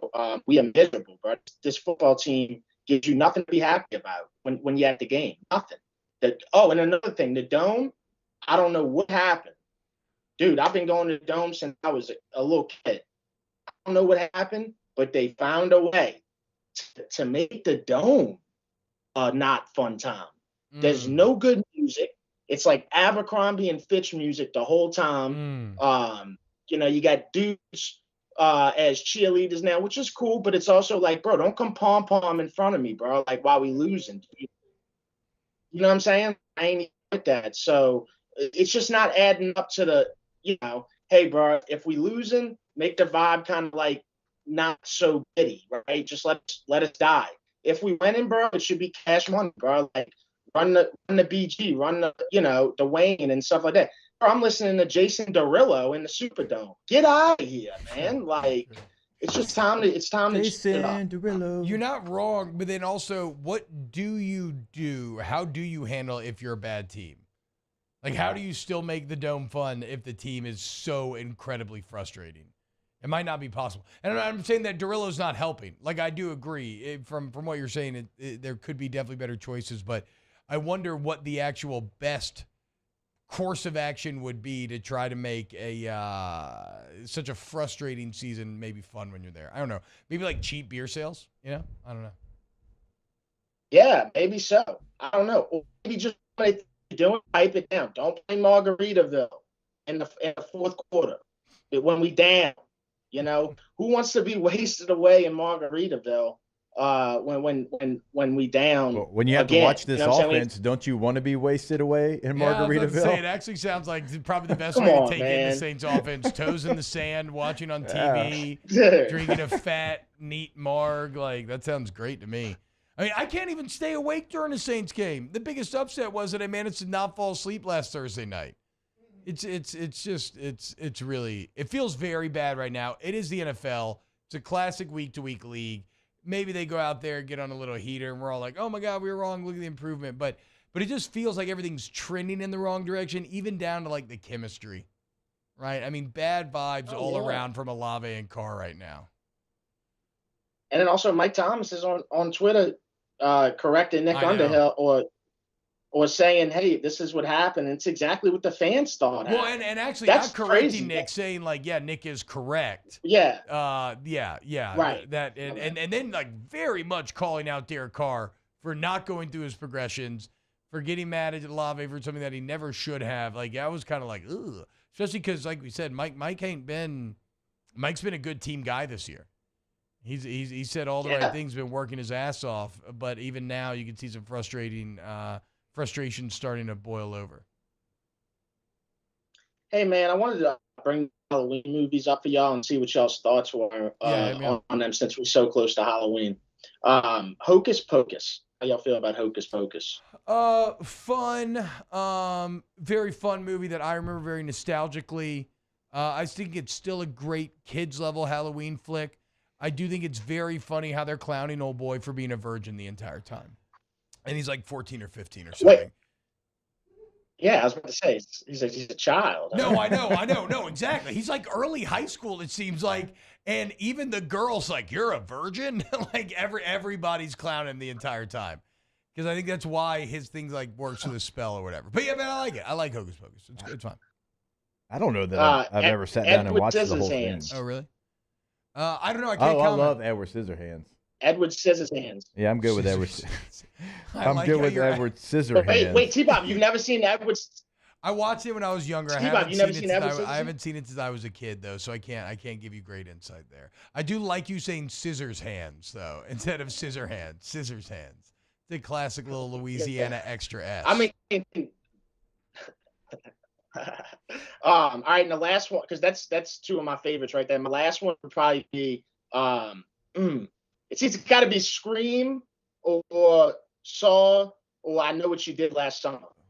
Any one of those three stand out to you. Screams holds a special place for me. Like I was probably 13 in the movie theater. Yeah. Get a chance to go by yourself, on a day with some friends. Parents weren't with you, and I remember my legs shaking in that one. Like that, I'd like suspense. Not really, obviously not horror movie, but like just a lot of suspense. Yeah, I'm with I'm with Jake. Scream was like pretty seminal to me. That was like the first horror movie that I ever watched as a kid. It scared the hell out of me. Now as an adult, I still think it's very good, but I don't think it's particularly scary. I think it's more like funny. It's like great satire. Yeah. Saw's really good still, I'd imagine. I don't really remember. I Know What You Did Last Summer. Beyond that, I used to really have a crush on Jennifer Love Hewitt back in the day, and that is prime J-Love time. Also, for Hocus Pocus, Sex and City. Why am I blanking on her name? Sarah Jessica Parker. Sarah Jessica Parker's very attractive as well. Yeah, I just feel like they don't make that many good scary. Like I see them trying to push Freddy. It's like called Freddy. I don't know, bro. They keep putting a commercial on. It was on all day yesterday. I just don't feel like they make good scary movies really anymore, bro. Five Nights at Freddy's. Oh, Yeah, it's Five Nights the at one Freddy's. that's Yeah, it like looks terrible. Yeah, no, I mean that's based off of a video game. I feel like Nick Cage already made that movie. They just didn't call it Five Nights at Freddy's a couple years ago when he's battling the animatronics. It's like an old Chuck E. Cheese deal. Yeah, I don't think. I mean, if you want to see a good one, Dev, that's recent. Again, I would really recommend Talk to Me, the movie that I've seen a lot of people talking about this Halloween season. It's an Australian horror flick. Came out. It's A24. It's really good. Talk to Me is very fun.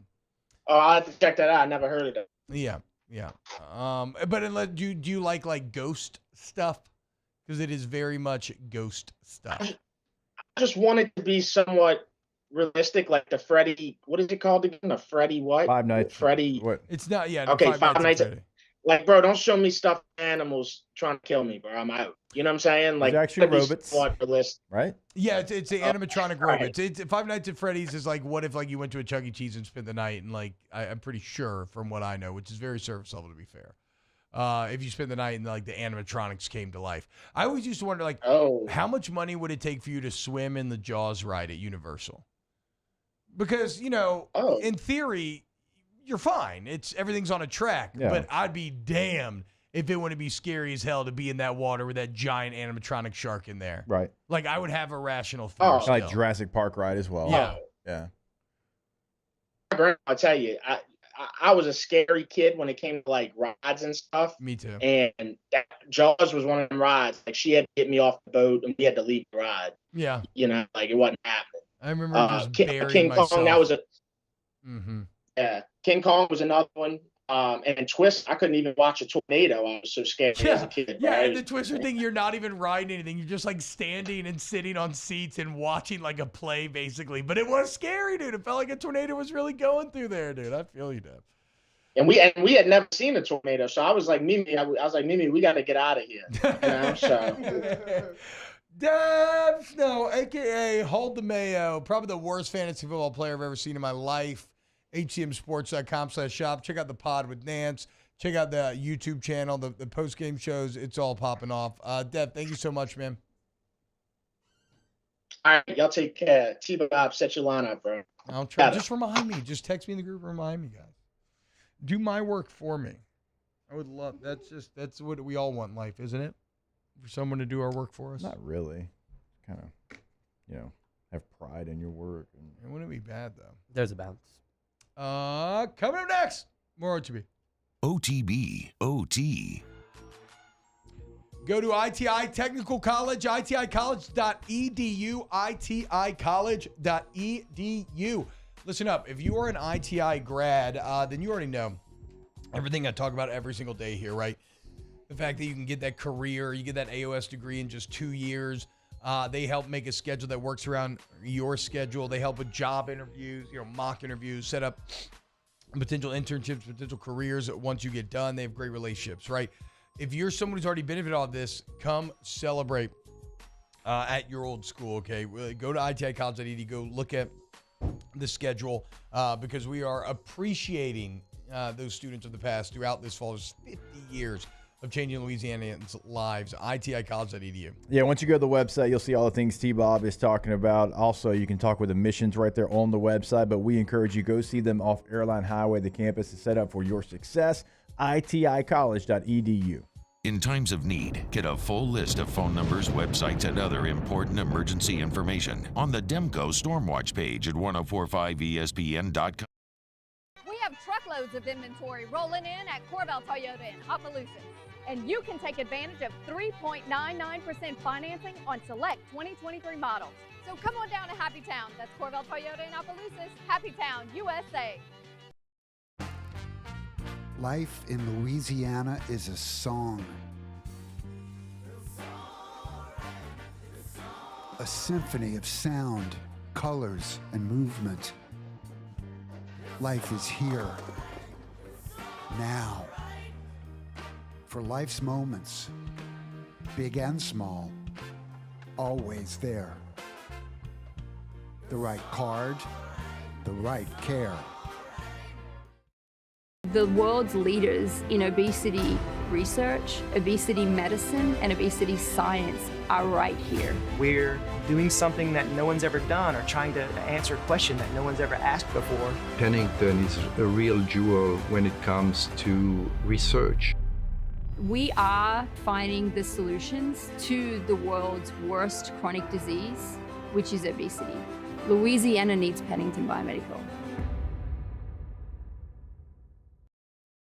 Scooncha, fall in the air. Fall is right around the corner, which means fall fishing is, which means it's time for you to take your boat to the next level with front-to-back boat service in a bunch of different ways. You want a custom stair job, you can have a ton of fun out there on the water. They can do that. What about a spot lock trolling motor? So you stay right where you need to in casting lines. Or sonar that's let you see the fish under the water before you cast. All of your maintenance needs as well. For 38 years, they've been at it and will continue to do so. The Sherman family of front-to-back boat service. Running Boards Marketing can help you get their attention. Imagine your brand's message on a giant LED billboard truck that can't be skipped and is nearly impossible to ignore. Running Boards Marketing is the leader in effective and affordable advertising on digital mobile billboards, which are 2 times more effective than traditional billboards. With a 97% recall rate, you'll leave a lasting impression with your customers.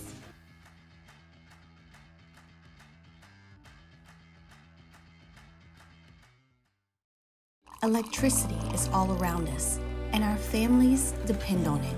Every day is sparked by the power of a cold drink or a warm meal, a movie night, and a comforting light at the end of a dark hallway. From sunrise to sunset, playtime to bedtime, our team is ready to take care of your electrical needs. Even in the case of an after-hours emergency, the light in your life shines brighter with Mr. Electric.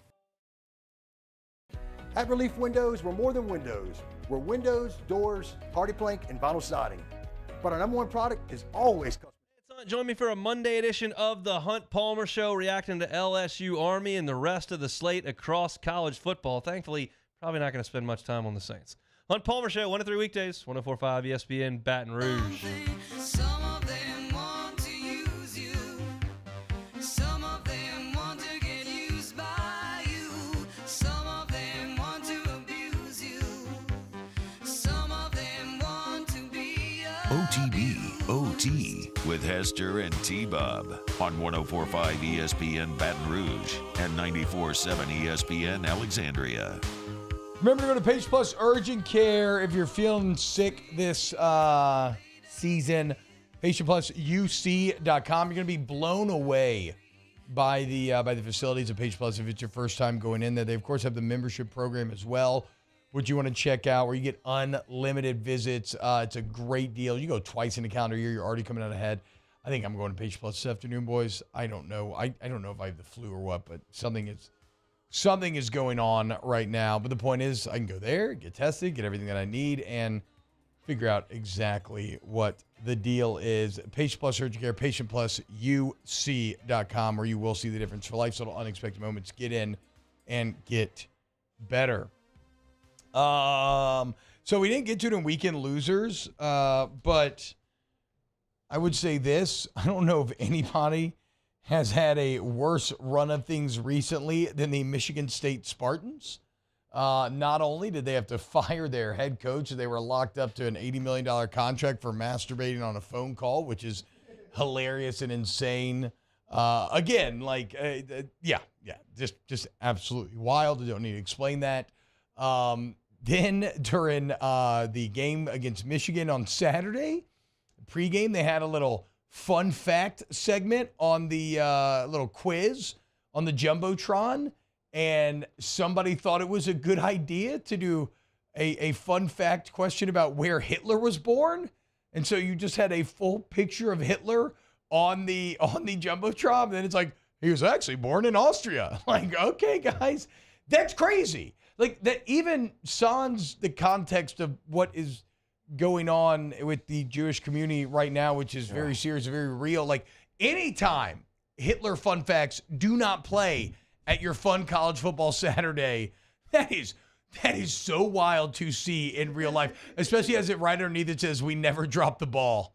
As the advertisement underneath says, "We never drop the ball." You know that company's super pumped to have the picture of Hitler in his birthplace right above their company. I just don't understand. And they lost 49-0 to Michigan. Yeah, they got their ass whipped. I just don't understand how you thought, like, there's nothing about that could have made sense. Like, it's Adolf Hitler. That's on the marquee. It's like but so also, easy not to screw up. Yes, it has nothing to do with football. It has nothing to do what through the thought process of putting that up there did you think that would play? They apparently they outsource it, and I'm guessing someone just didn't do their due diligence in terms of reviewing the images that are supposed to go up there. Yeah, Michael says looking forward to some good 9/11 trivia at the next LSU home game. Like what? Like it's gonna be like, how many hijackers were there? Yeah, it's just I don't know, dude. Absolutely insane. Absolutely insane. And like Jake pointed out when we were talking about off air, this is like also with the Larry Nassar stuff hanging over Michigan State. It is just, I don't know if there's a bigger dumpster fire in college football than the Michigan State Spartans right now. Just bad. Mel Tucker was fired for real this month. Yeah, he was fired. Whether or not he will be paid remains to be seen as those hearings are going on right now.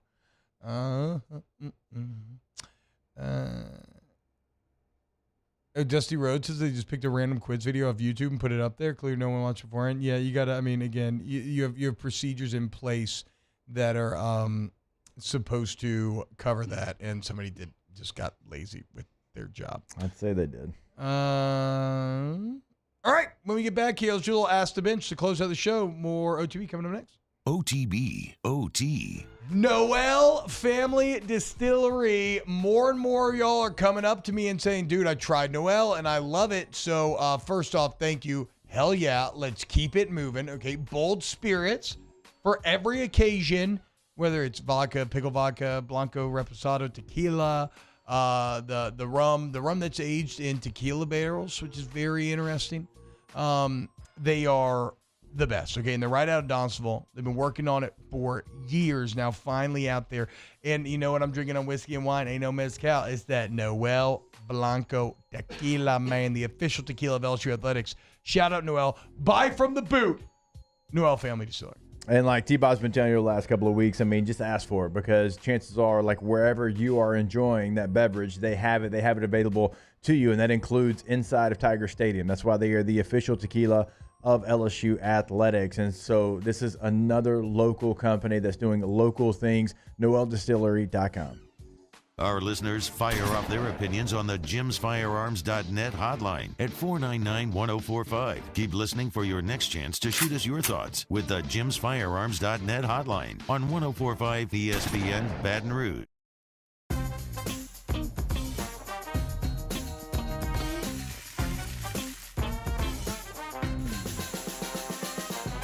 The best kept secret in town is out. Discover Tallulah at the Renaissance Hotel on Bluebonnet. When is a taco more than just a taco? When it's Government Taco. Voted best tacos 3 years in a row by 225 Magazine, Government Taco puts the most delicious spin on tacos the capital area has ever seen. With creative combinations like the Magna Carrot, the Filibuster, or the Steak of the Union. Plus perfect tortilla chips paired with the best salsa and queso you've ever had. And happy hour every day from 3 to 6 p.m. and all day on Thursday. Government Taco, 5621 Government Street. There it is, the extra mile, on the border of expected and extraordinary for those willing to go further, like vans customized for work or play, with safety and tech to keep you connected, supported by a 5-star sales, service, and finance team, and backed by the 1-star you know. So go the extra mile. It's never crowded, because so few have what it takes to go there. Mercedes-Benz Vans.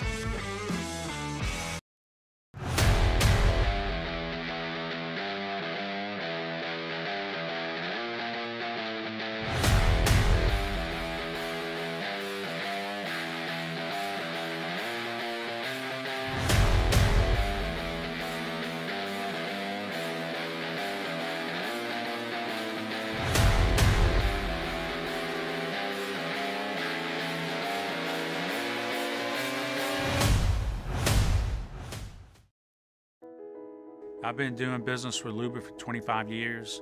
They're dependable, trustworthy. It's just the attention to detail with our clients. Our folks have years and years of experience. They're highly trained professionals. But many companies have that asset. What I'd like to think makes Luba a bit different is that we use those talents in a way that truly is dedicated to serving the needs of the folks who depend on us. Dylan Cruz here to tell you about Six Rings Baseball and Softball Camp. If you live on the North Shore and play ball, go to Six Rings Camps with former LSU assistant coach Dan Canaveri. His knowledge is second to none, and your child will improve and have fun doing it. Camps were held at Coquille Park and Six Rings Academy in Covington with 4 sessions over the summer. Full day and morning only sessions are available from ages 7 to 13. Go to sixringsbaseball.com or call 985-206-9096. Learn the game to love the game.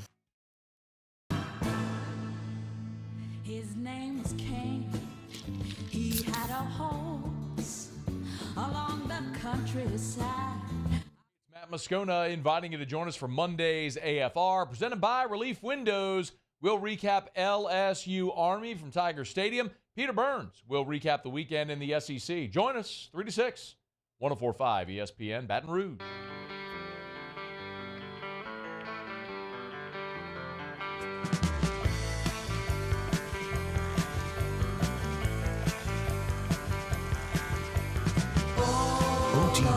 OT with Hester and T-Bob on 104.5 ESPN Baton Rouge and 94.7 ESPN Alexandria.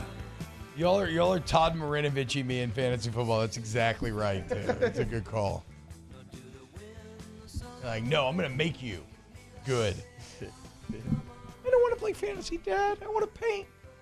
I want to paint. I'll play chess. Shut up. Shout out my boy Chad Mouton, a.k.a. Moutonix. One of his boy texted him and said, does T-Bob know that none of our stripes match? Which, yeah, I did say the leg stripes match. I know. I was like, oh. I mean, why? They do match. It's all purple and yellow. Y'all are stupid. The helmet doesn't match the shoulders, never has, and then the I'm pants sometimes have a the only stripe. smart person I know. It's so crazy how that works. Look, these all look. It's all yellow and purple and white anyway, isn't it? Does that not match? Purple and gold. Feels like it matches. Okay, no, look, it's purple and gold. We say purple and gold, but that ain't no gold. If you go to Wow, big husky boy. if you go to the Cannon's paint shop, Helm Paint, which are my favorite commercials in the world because that man's never painted a thing in his entire life. He would clearly tell you that is not gold there. That is ochre yellow. I don't actually know if it's ochre yellow. I don't know what ochre is. University gold, actually. Ask the bench. Is that what they call it? I think so. Brought to you by Cold Coors Light, Busy Hard Seltzer, and Blue Moon, Light Sky, Citrus Sweet. How do we feel about Creed being back? I don't know. I must have missed it. I love Creed, though. Unironically, I mean, I always loved Creed growing up. Ask the bench. Favorite sports movie? Sandlot jumped in my head. I'll say that. But I've always been the Cinderella Man by Russell I Crowe. love Cinderella Man. Cinderella Man. I like Cinderella Man. I knew the outcome of the boxing match there because I already knew the story and still was on the edge of my seat, not knowing if he was going to win or not. It's probably that's incredible. Yeah, definitely incredible. my favorite. Look, see, Hunt Palmer says that the uniforms sucked. I thought they were awesome. Okay, if Hunt or Musso says True. that they sucked, true. No That's offense, true. Hunt. Hunt, I love you. 3-1 great. I'll throw Matt in this discussion as well. Like, that's just because they're angry, shaking their fists because they want the white gold. Ask the bench. Are Look in the mirror, Hunt. Are you technically the smartest person in the room if no one else is in the room? Yes. Yeah, absolutely. Yeah, actually are. So if you just always want to be right, just be alone because no one can tell you you're wrong. It's a little life hack. You're welcome. It's okay to be wrong, though. Oh, well, we forgot to do right, wrong. We can do I it know. tomorrow. Yeah. Ask week. the We bench. can do whatever we want. Yeah. 2 weeks talking about Bama. Can't wait. Ask the bench. Who wins, Astros or Texans? Texans. Rangers. Yeah. I just read. Look, I Ron Burgundy. Okay, I read the question. How about this, Jake? Who would you? I was about to say, who has a better chance of beating the Phillies? Whoever that is, I hope they win. Who would you bet on? Because you could bet on the game in the DraftKings Sportsbook app. But remember, also, NBA is back this week. And to celebrate, the official sports betting partner of the NBA, the DraftKings Sportsbook, is offering an unbeatable offer. New customers get $200 instantly in bonus bets for their down $5 on the NBA. Win or lose, it does not matter.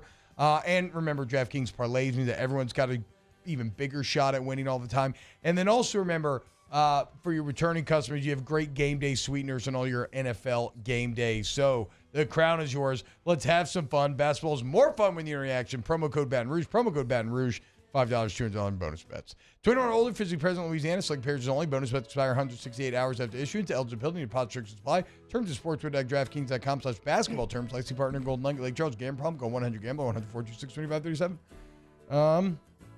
Ask the bench. Any bets for tonight's Monday Night Football games? Kirk Cousins throw for a lot of yards because they're playing catch up. There you go. OTB. Follow us on Twitter at 1045ESPN to cast your vote in the Citizens Bank and Trust poll of the day. Vote daily inside Off the Bench, live at lunch, Hunt Palmer, and